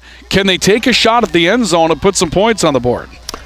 Yeah, I hope so. Or certainly you want to figure out a way to move the chains here a little bit and keep this thing going. Broken eye, spread right behind Sproul under center on 4th down and 7. Drops, looks to throw over the middle. Pass batted and picked off. West Fargo will force a takeaway. The ball, I believe, was intended for Payne Parks. This will be taken away by Houston Visto. Visto returns out of bounds to around the 18. And here comes a flag at the end of the play as well. Parks was the intended receiver. He got his hands on it, may have been behind him, stayed in the air. Visto takes it away. In the end, don't key on the interception because that's just a simple punt anyway in that situation. It was 4th down, but boy, that was a tough situation for Red River to have to endure as it looked like Parks was open around the yards to gain and the ball just missed him. Yeah, it does, and again, it goes back to the long play where we where Red River got behind them and then weren't able to stay on their feet there. You'd like to, then you're just kicking the extra point then, but now we got a penalty too. I would imagine that's probably. We're going to have an unsportsmanlike conduct on a dead ball against West Fargo, but we're going to see first down. It'll be after the change of possession, but this will be a half the distance penalty. So let's go back to inside the 15. Let's go back inside the 10. They're going to move this down to the 9-yard line. And so it'll be 1st and 10 for West Fargo inside their own 10, but the Packers leading by a score of 20-0. 7:56 left of the third quarter. However, it breaks up a lot of Red River momentum. They had some things going in the right direction. The long pass to Drew Melland opened some things up, and now the defense is going to have to gear up as West Fargo comes onto the field with a 20-point lead and their first possession of the second half. Jancy takes it out of the shotgun, rolls right side, throws. He's got Bierencott in the flat. Bierencott trying to beat a man to the corner, gets down the sideline, tiptoes his way across the 30, the 35. He's knocked out of bounds at the Red River 39. So they'll go 30 yards on their opening play from scrimmage, and it's a first down for West Fargo on the first catch for Bierencott that was an offensive catch tonight. Yeah, again, I was thinking, Red River really needs a 3-and-out here at that point. I don't think they've had one tonight on defense. And that, unfortunately, that streak continues. So West Fargo doing a good job changing it up, though, throwing, running, and look for a running play here by the set they're in. 4 receivers again, twins each way. Jancy will get under center on 1st and 10 from the West Fargo 39. Jancy takes it, gives it away to Nelson, looking up the middle. He got caught after a gain of 3, shoves himself out to the 42, maybe the 43-yard line by the final spot. This was well played by the defensive line. Nelson got away and then just got driven back and spun over his head. But a 4-yard pickup eventually for Parker Nelson, and it's 2nd and 6 for West Fargo. Second down and 6. Good push by the O-line there, and again, we got a good back. He's shown he's got speed. He showed us that, but he's also a tough inside the tackles kind of runner. Score coming in from around the area tonight at the halfway point. This is 1A football. Bottineau leading Park River by a score of 24-8. That's at halftime on our Hugo's Low scoreboard. Here, 20-0. West Fargo, snap taken by Jancy, rolling right now. RPO. He's going to turn it up on the right hash mark. Got across the 45 to around the 47. That'll be a gain of 4 for Jancy and brought down short of the yards to gain. Payne Parks was out there, and we saw perhaps Satram in on part of that stop as well. Here comes 3rd down and 3 for the Packers. I think they punt the football if they don't get it, so this would probably be a big opportunity for Red River to get their defense off the field. We're nearly halfway through the third quarter again. Down and 3. Yeah, they've got the formation into the boundary here, the way it looks like with the tight end. So 3 receivers, twins to the right. Nelson, stretch play, big hole. He's got the first down and more outside the numbers 40, cutting back over the middle of the 30, jumped a man with a flag down at the 38-yard line. Nelson ends up down at around the 22. As it stands right now, that's a gain of 31 yards for Nelson and a first down, but a flag down at the 37 of Grand Forks Red River, which is well downfield. But we'll see what the penalty is going to be. It's a holding penalty, and apparently 2 holding penalties. There may be another flag out there somewhere that we didn't see.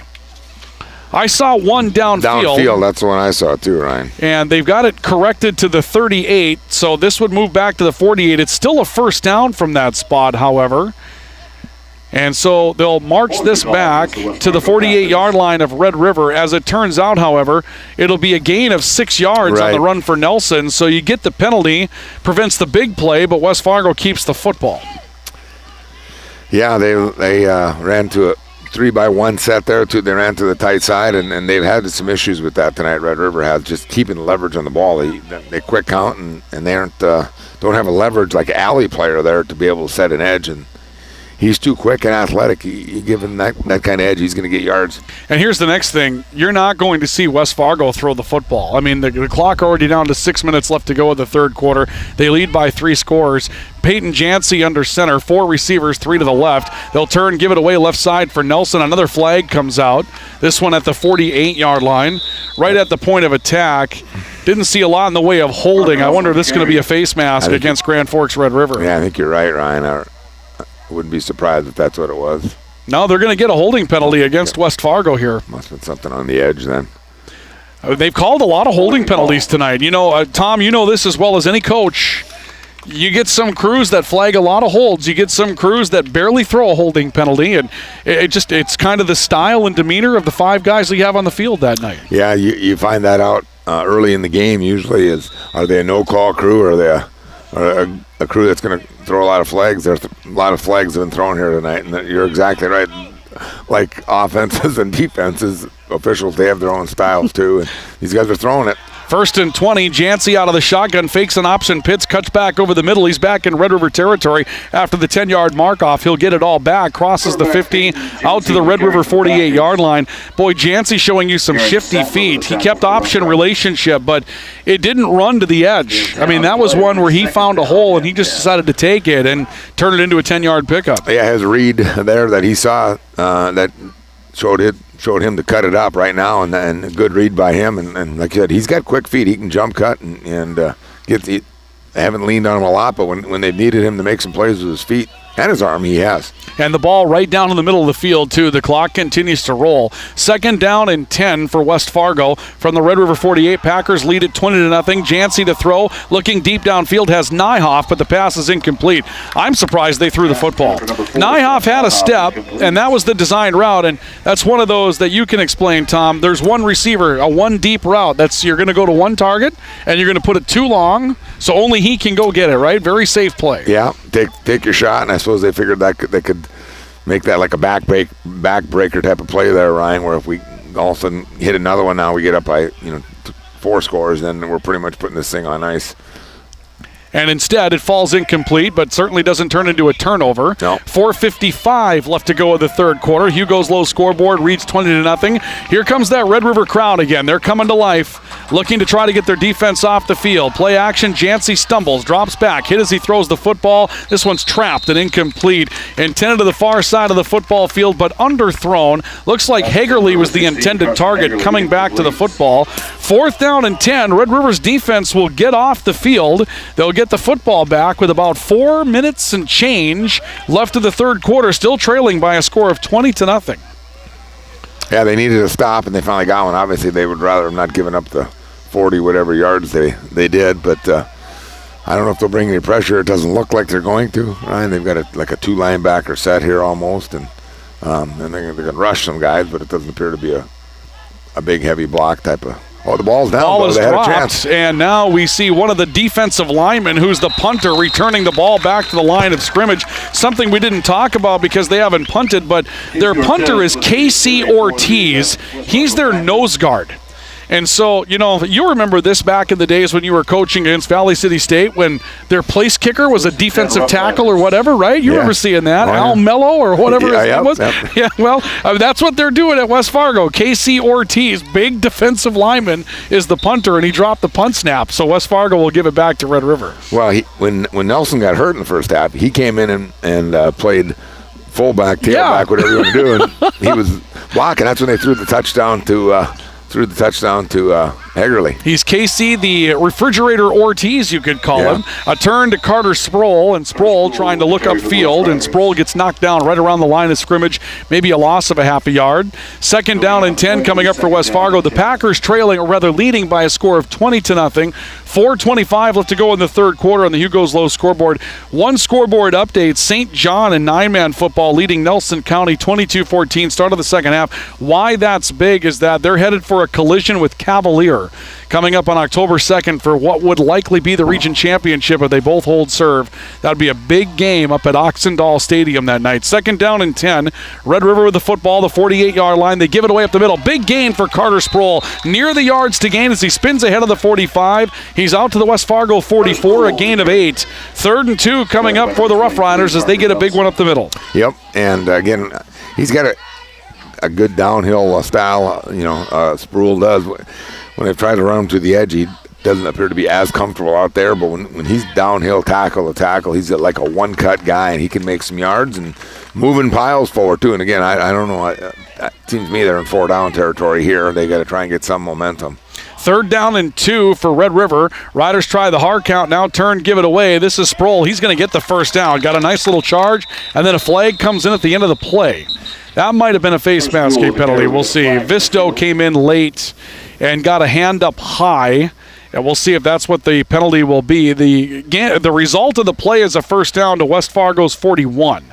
But we'll see what the officials come up with. Personal foul, face mask against West Fargo. That'll be a 15-yard tack on, and this is going to the 26-yard line. Yep, and again, you got to make you got to take advantage of this here now. They just had the ball down here before and didn't get anything, so you really got to make them pay here for that. And they gave you 15 extra yards here at the end of the play. So You get a score at the end of this third quarter, and it's a 2-score game going into the fourth. You can make that happen. You come away without points here, though. It's a difficult situation going into the fourth. It's a key sequence for Red River, down 20-0. Broken eye formation behind Wasvik, single receiver each way on 1st and 10. From the West Fargo 26, they give to Sproul, and Sproul shoved back after a minimal gain, maybe a half a yard. A host of Packers were there, and I believe Ortiz was the lead man in on that, so the punter makes the stop, and it will be 2nd down and 10.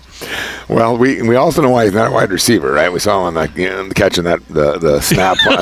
You see why Gibby doesn't play a receiver, but he's a heck of a defensive lineman, that's for sure. Probably the long snapper. You could see you could probably do that and maybe hold for the extra points. I mean, there's versatility in that kid out there. That's right. 2nd down and 10. Broken eye formation, offset left behind Wasvik, who's back under center. Single receiver again each way. Toss sweep left side. This is Payne Parks. Got a clean out. Brock cuts back over the middle. Got to the 20. He's down to the 19-yard line. Looks like a spot has him back at the 20, but that's a gain of around 7 for Parks, and he got a great block out on the outer edge to spring him. Here comes 3rd down and 3. Correction, 3rd down and 4 for Red River. Ball. Actually, they're going to give him a kind of a tough spot back at around the 21. It'll be 3rd and 5. Pick up a 5 for Parks. Yeah, toss sweep, and again, that seems to be more of his MO there a little bit, getting the ball and getting things stretched out, where we said Sproul's more of a downhill guy here. They've got a naked or a bootleg would be there, I think, with the way the outside back or DN from West Fargo is really crashing down. They run counter up the middle on 3rd down. This is Garen Sattler. He'll nudge the ball to about the 20, maybe the 21. Perhaps a minimal gain of about a half a yard, but officially nothing. And so here comes 4th down and 5. And Tom, I really feel like the game's in the lurch here. You're down to a minute and a half left to go in the third quarter. You're down 3 scores. You give this possession up, and West Fargo churns 3-4 more minutes off the clock, and this becomes a difficult situation. That's a big play. Yeah, it does. And they haven't scored.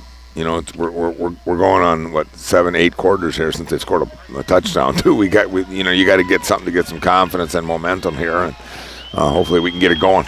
Wasvik on 4th down and 5 onto the shotgun. The snap, he looks left, throws in the flat. Pass complete. He's got Drew Mellon. Mellon steps inside the marker, looks to have the first down by just a half a step, up at around the 15-yard line. We'll wait for the official indication. Our white hat will come over, eye it up, and Red River's got the first down. Big catch for Drew Mellon, and Red River's in the red zone. Yeah, again, we don't measure anymore, Ryan. That's the first down. That's an easy one. That's right in front of them. So, good play. I mean, they've had that open a couple times. They've dropped that a couple times as well. It's good to see them execute that here. And again, let's keep it going here, and hopefully they can get one across the goal line here to get a little excitement and get a little momentum. Ball's in the RBB Electric red zone, brought to you by RBB Electric. On call, on time, and online at rbbelectric.com.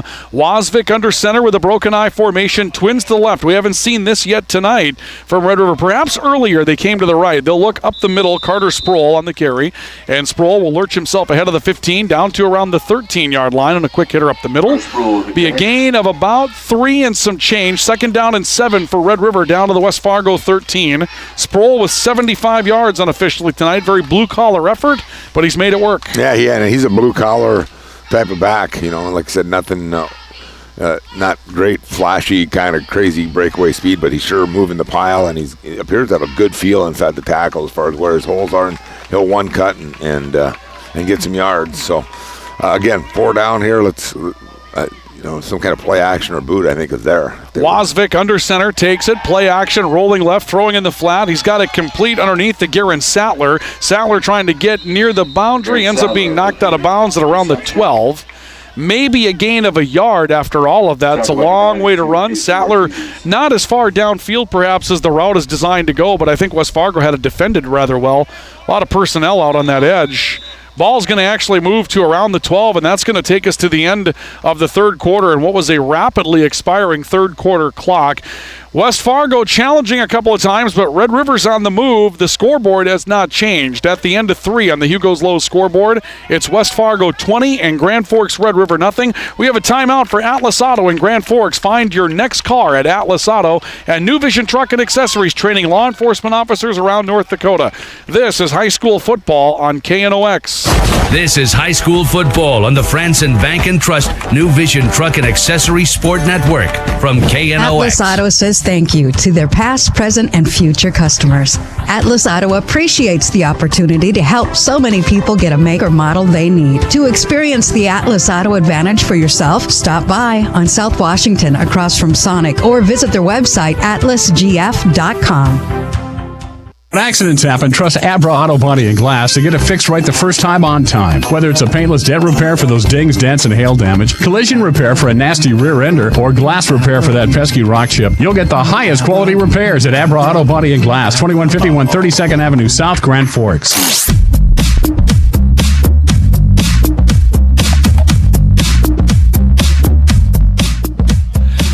We go to the fourth quarter after 3. West Fargo leading Grand Forks Red River 20-0. We welcome you to fourth quarter coverage of Red River football. Ryan Cunningham, Tom Dosh with you from Cushman Field tonight. Gorgeous night for football.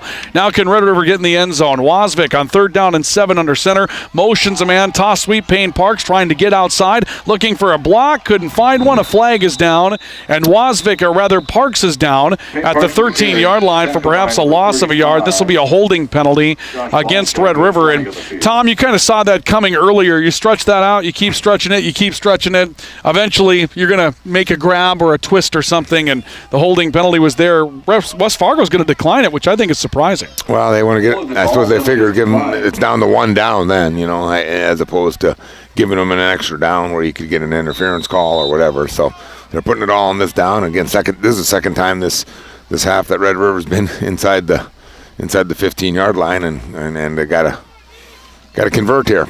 So here comes 4th down and 7 for Grand Forks Red River from the 13-yard line of West Fargo. Riders down 20-0. Need this one in the worst way. Play action. Wasvik rolling left, steps away from coverage, off his back foot to the end zone. Pass is incomplete. There was a chance there. He threw it up for Ross Meyer, who had a step and had an opportunity to get the hand on the football, but there were 3 men there on coverage, and so Red River will turn the ball over on downs, and West Fargo will take over at the 13, and the Packers leading 20-0 will go right back to work on that clock with 11:27 left to go in the fourth quarter. It's a tough result. Obviously a nice way to get downfield, but again, you talked about it, Tom. Didn't score against Central last week in the Cushman. So you're on. This is your 8th quarter, right? 7 quarters in a row without a touchdown, and you're looking for something big to happen here. A big play, anything. Right. Kind of spring it open. Right. Maybe get a takeaway here of some sort, or certainly a 3-and-out or a takeaway is really gotta happen. So here comes West Fargo. The Packers in control now with the football at their own 13-yard line, taking a look. Snap taken by Peyton Jancy, stepping up in the pocket, wants to throw a deep ball. He's got Hagerly here. Hagerly back to the football, makes the catch at midfield, shakes a tackler, then goes down to the 46-yard line. Hagerly read the ball well, made a beautiful adjustment to come back and get it.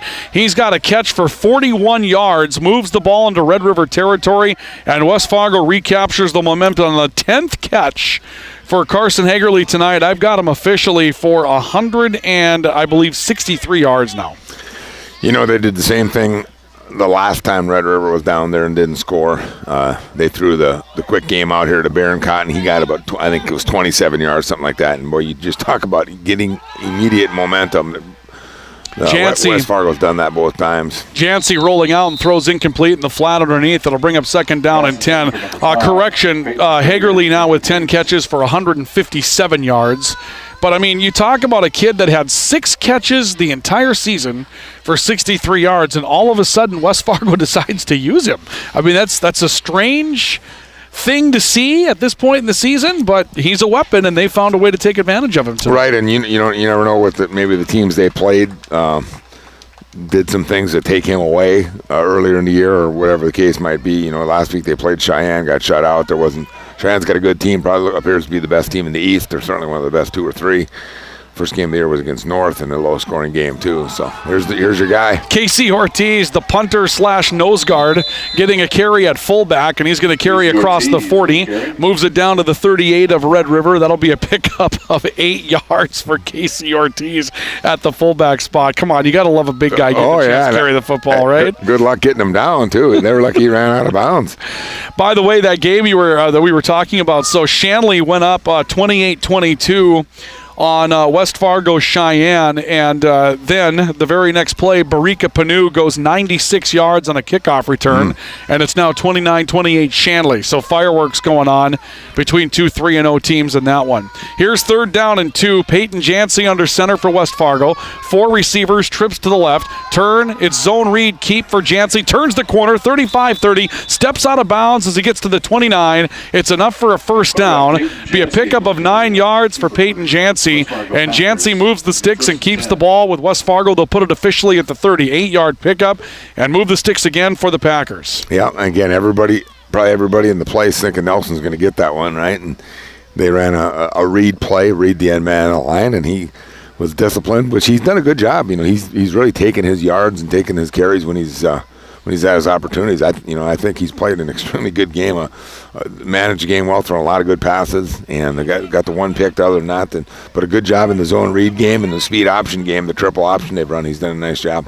3 receivers again, twins to the left, dropping back Jancy, good protection, throws right side, pass complete. This is Bierencott. Bierencott looking to get out of bounds and does, up and around the 20. That'll be close, if not good enough for a first down. We'll see where they put the football in the official spot.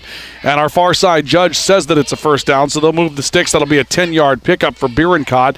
That's his second catch tonight for 40 yards. And he also has the 71-yard interception return. So in a few short touches, he's had a big night tonight for West Fargo. Yeah, another big athletic guy they got. And, Hegerly's out right now, the way it looks to me, but they certainly got enough other weapons and guys they can get the ball to. 4 receivers, turn. This is Nelson up the middle. Nelson gets taken down by the face mask at the 15-yard line. Flag is thrown right away. That was one of those where a guy was trying to reach back behind him to make the play on a running back that had beaten him on his backside and got a hand on the face mask. I don't believe this will be personal foul material. Flag is at the 15. That's the inadvertent. And so they'll tack that on at the end of the run. Going to move this thing down to the 10-yard line, but it'll be a pickup of 5 yards for Nelson, 5 more on the face mask, and really close to a first down and goal as the ball is back in the RBB Electric red zone. It will be first and goal just inside the 10. Nelson on the night now with 153 yards on the ground. Carson Hagerly with 157 yards through the air. Each of them have a touchdown. You throw on the interception return, and now West Fargo trying to perhaps put the game away with 10:20 left to go of the fourth quarter. They lead at 20-0 on the Hugo's Low scoreboard. Jancy, 4 receivers, 3 to his left. He's under center, takes the snap. Nelson left side, has an edge, now widens the play, gets to the 5, finds the pylon, and is in for a West Fargo Packer touchdown. Boy, Nelson read that he was going to get beat to the spot that he was attacking in the flat, so he ran back, widened it out to the edge, and that burst of speed gave him a path to turn the corner and cut the end zone. 10-yard touchdown run for Nelson. It's 26-0 West Fargo. Yeah, he's a good back, and they've had some trouble keeping leverage on the plays with their alley players, with safeties, outside backers, and he takes advantage of that. Good back, another good run. And the kick on the way is good for the extra point. That'll make it a 27-0 lead for West Fargo. Parker Nelson with his second touchdown run of the night here in the fourth quarter. And with 10:08 left in the fourth quarter, Hugo's Low scoreboard reads West Fargo 27, Grand Forks, Red River nothing. We have a timeout for Atlas Auto in Grand Forks and Lake Region State College in Devils Lake. This is Roughrider football on the Franson Bank and Trust, New Vision Truck and Accessory Sports Network. This is high school football on the Franson Bank and Trust New Vision Truck and Accessory Sport Network from KNOX. You think breakfast, you think Perkins Restaurant. Whether you keep it simple with the fresh baked mammoth muffin and coffee, or you go all out and try the tremendous 12 breakfast, Perkins Restaurant is your breakfast place. Perkins Restaurant and a great breakfast make the perfect team. Accidents happen. Trust Abra Auto Body and Glass to get it fixed right the first time on time. Whether it's a paintless dent repair for those dings, dents, and hail damage, collision repair for a nasty rear ender, or glass repair for that pesky rock chip, you'll get the highest quality repairs at Abra Auto Body and Glass, 2151 32nd Avenue South, Grand Forks.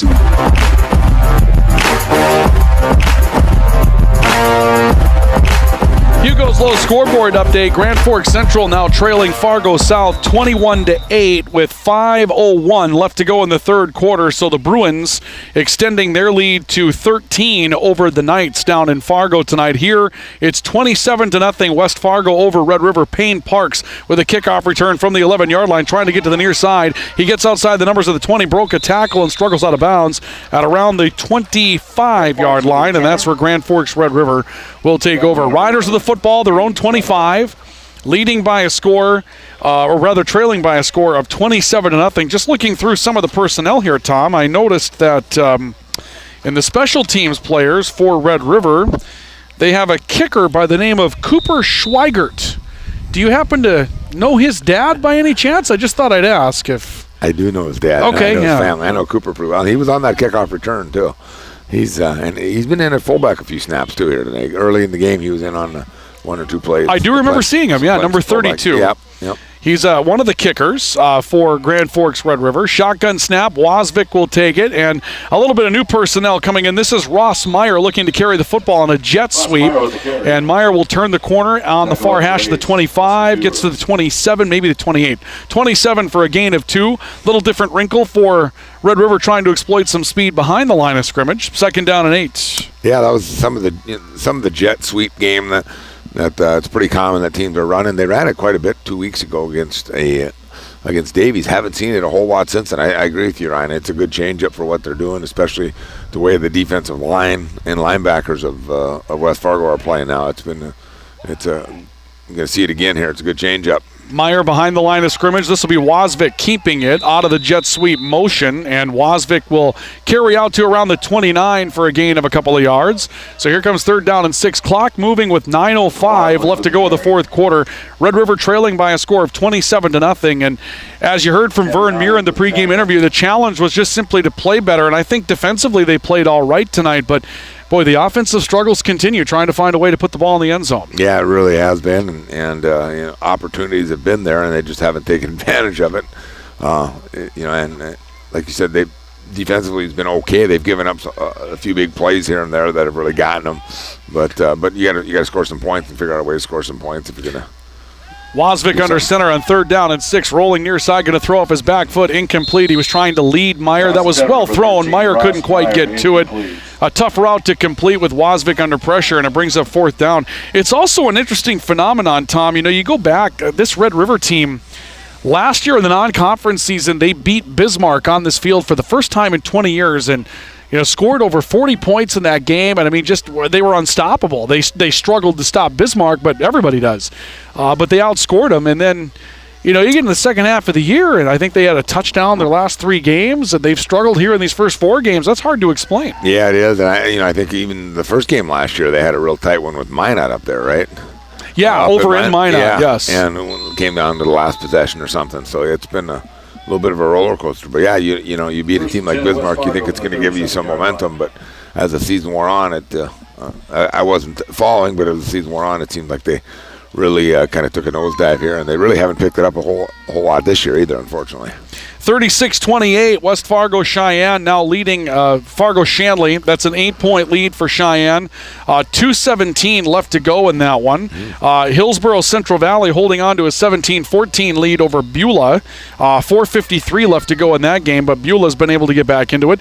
Grafton now a 2-score lead on Rugby. They lead 24-8 for the Spoilers. St. John has widened their lead over Nelson County 48-14. I'm telling you, that game between St. John and Cavalier is going to be very good in a couple of weeks. Some new personnel for West Fargo as they'll bring some of the second-string players in on a throw. We'll have them good for about 4 yards. Let's break down some of the new players that come into the game. The new quarterback is Max Fow, a 5'11 sophomore, and probably the prodigy of, well, I should say rather the younger brother of Creighton Fow, who, if memory serves, has been at, maybe still is, or just graduated from Mayville State University. I think he went to Mayville State. Yeah, he's at Mayville State. He had a big game last week for Mayville, 365 yards passing, something like that. Oh, wow. So I went to that game. I got my little taste of college football. So, and his dad, Pete Fowl, was actually a college teammate of mine at Dickinson State. Okay. And now Creighton's been played football and basketball at West Fargo. We have another new quarterback. This is Gavin Johnson, who throws the football to the near side for West Fargo, and it's complete to Aaron Magnell,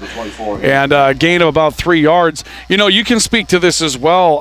Mayville State, Jamestown College, Valley City State, all of them have had this thing going on where they've been trying to keep these players from Fargo and Grand Forks who can play at that level from going to an NDSU or UND and not playing, right? And try to keep an active. And Creighton Fow did that. He was one of those rare wins for that level of football, and he's been very good at Mayville State. Yeah, he has been, and a two-sport guy, and I think that was a bit kind of an appealing thing to him when he went there. He played 3 years of basketball, and now he's playing football. And yeah, we went down and watched the game. It was a beautiful day, good atmosphere, and a good game, Mayville and Waldorf. And I know Waldorf's at Valley City tomorrow, and Dickinson's got hosting Mayville, so it's fun to see. It's fun to see that there's colleges in the area playing, and obviously everybody's keeping their fingers crossed at all levels that you can play for as long as possible this fall. Absolutely. But every week's a gift. The guys are taking advantage of that and appreciating it. And Ryan Kasowski talked about that earlier. When his kids, they were just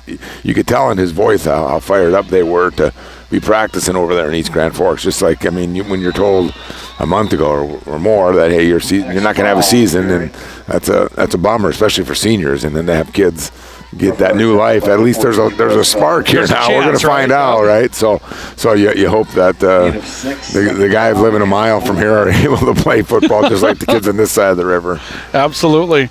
So they're rotating quarterbacks as West Fargo. We've seen Max Faw. We've also seen Gavin Johnson and Cole Teeterman have all taken snaps at quarterback. So everybody's getting some work here for West Fargo as they continue to kind of run through their options. Peyton Jancy is a junior, so you wouldn't think the position would be too much up for grabs coming up next year, but obviously an opportunity to kind of make everybody work here. And this ball may have come out, and we'll see if it was recovered by Red River.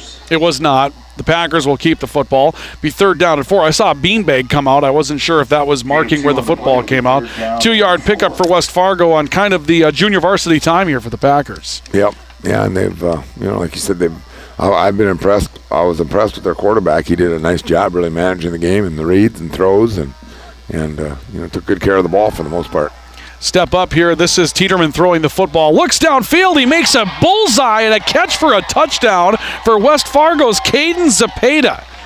Zepeda makes an over-the-shoulder catch, a 47-yard bomb from number 27, Cole Teeterman, a sophomore quarterback, and he hooks up with junior wide receiver Caden Zepeda for 46 and a score.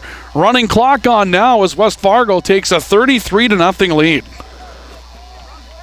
Well, I think they played 3 quarterbacks that series, didn't they? They did, yes. Yeah, and none of them were the starters, so. But that one goes into the house at around 5:10 to go. Extra point kick is on its way, and it is good. That'll shut off the clock with 4 minutes in. Well, they're going to run it here. 4:35 to go. Everybody does the continuous clock a little bit differently, but we'll take a timeout. Timeout brought to you tonight by Atlas Auto of Grand Forks and Lake Region State College of Devils Lake. 46-yard touchdown strike for the second stringers for West Fargo, and they take their lead to 34-0. This is Red River football. Now's the time to get a great deal on select Kubota subcompact and compact tractors. Our reliable #1 selling tractors are designed for easy operation and feature all the performance-matched attachments needed to tackle any job. Right now, get 0 down and 0% APR for 84 months and save up to $1,700, plus no payments for 90 days. Now through October 31st, see Acme Equipment for full disclaimer. See the full line of Kubota at Acme Equipment on Gateway Drive, Grand Forks. Good throw and catch. West Fargo takes a 34-0 lead over Grand Forks Red River on a 46-yard touchdown pass from the 4th quarterback in the game, Cole Teeterman, to Zepeda, who takes it in. And they look like they've done that 100 times in the Sandlot the way they did it. And now all of a sudden it's 34-0 in favor of West Fargo.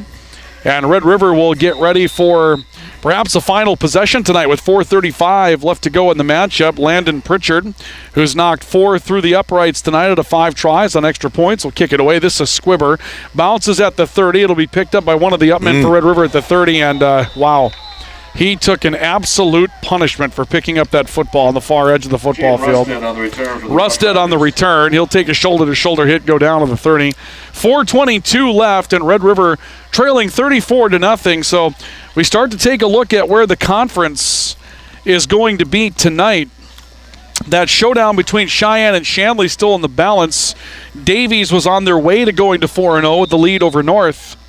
And South leading Central at last report. West Fargo gets this one. You've got a team that's 4-0. You've got two teams that would be 3-1, maybe two teams that are 4-0, and some, fairly clear separation in the top half of the league here by the time the night comes to an end. As Red River will have Wasvik back under center. They run a draw on the right side of the field, gain of a yard out to the 31. But you start eyeballing this in, and Cheyenne, Shanley, Davies, West Fargo with some separation as far as the top half of the EDC. Right, and West Fargo beat North and South at the beginning of the year, so that helps move them up into the what would probably be the 4th spot here, I guess. I guess Central would still have a chance, right? They'd have to, because Central hasn't played West Fargo. Well, they go to 1-3, and they, South would have tiebreakers on them, so that would be a difficult road back with 3 games left in the league. Yeah.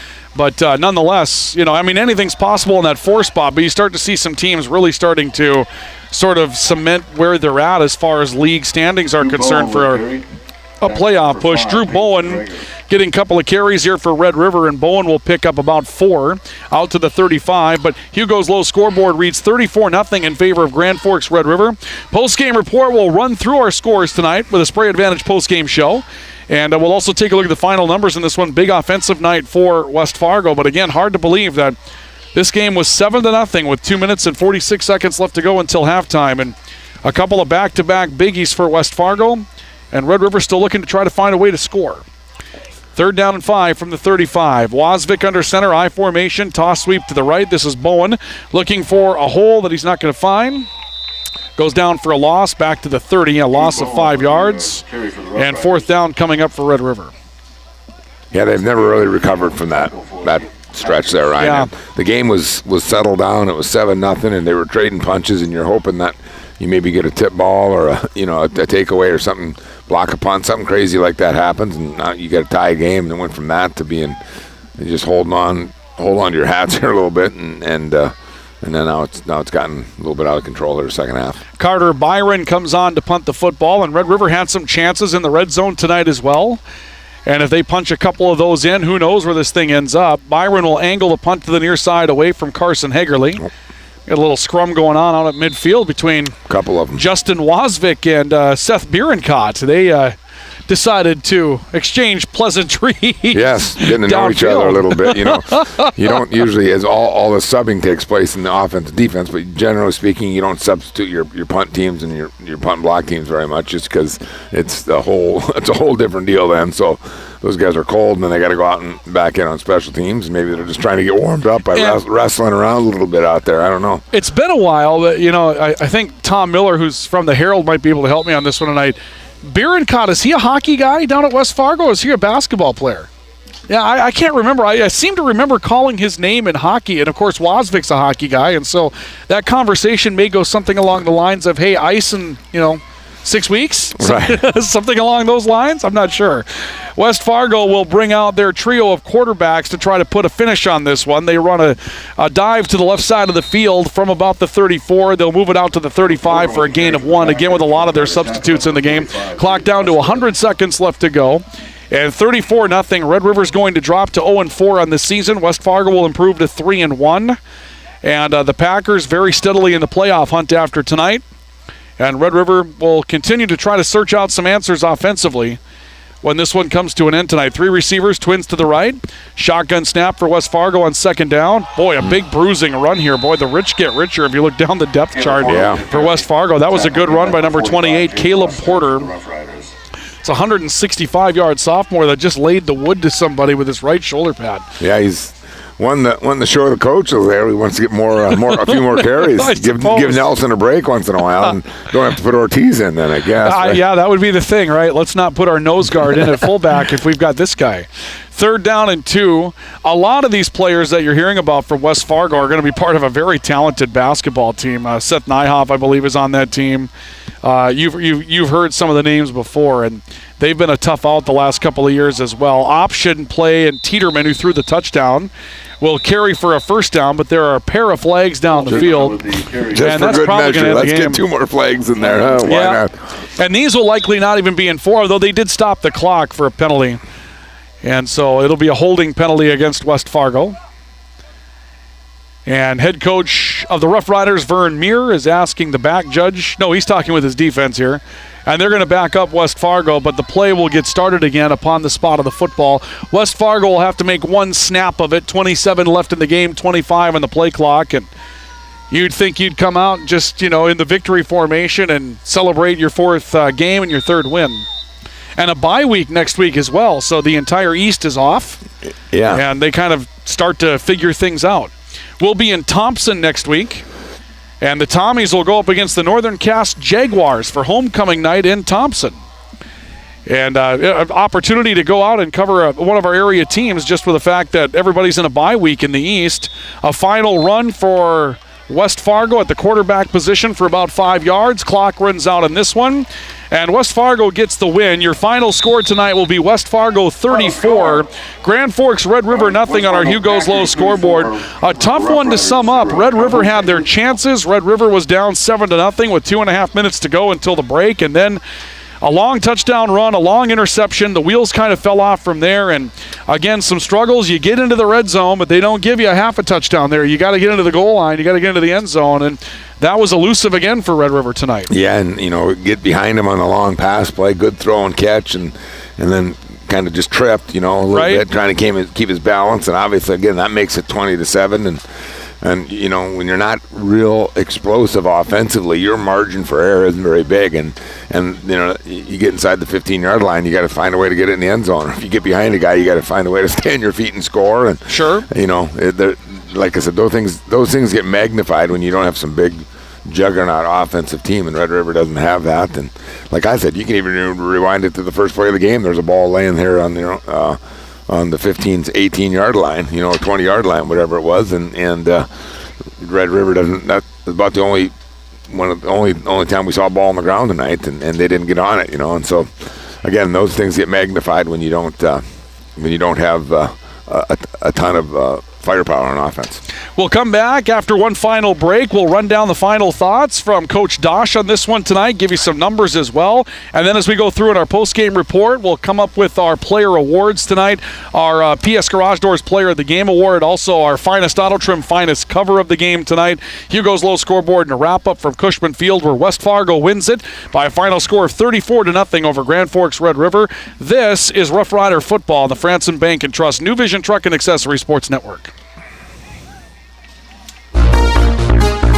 This is Red River Football Coach Vern Muir, and you're listening to Roughriders Football on News Radio 1310 KNOX AM Grand Forks and 107.9 KNOX FM. Donnie Rayburn here, General Manager at Lithia Toyota of Grand Forks. We have a great selection of quality pre-owned vehicles priced at $10,000 or less, like a 2013 all-wheel drive Ford Escape Titanium or a loaded 2011 Chevy Suburban. With low prices and great financing options, it's easy to get into your next vehicle. No games, no gimmicks, just real value. Go to ToyotaofGrandForks.com or swing on by. Plus motor vehicle excise tax license and a $299 dealer doc fee. Escape stock number DOD 31730TP. Suburban stock number BR231790T. All financing on approved credit subject to prior sale. Hi, this is Jared Langenstein, General Manager at PS Garage Doors, and today the PS stands for the perfect spot. That's right, we've moved to the perfect location to serve our customers with the same great team and the same great service you've come to expect from us for 46 years. See our new showroom at 4733 Demers Avenue in the Industrial Park, 1 block west of the interstate. Visit us online, on Facebook, or call us today at 772-DOOR. PS Garage Doors, your garage door store since 1974. Come check out the huge showroom at New Vision Truck Accessories. They offer a full line of road tires.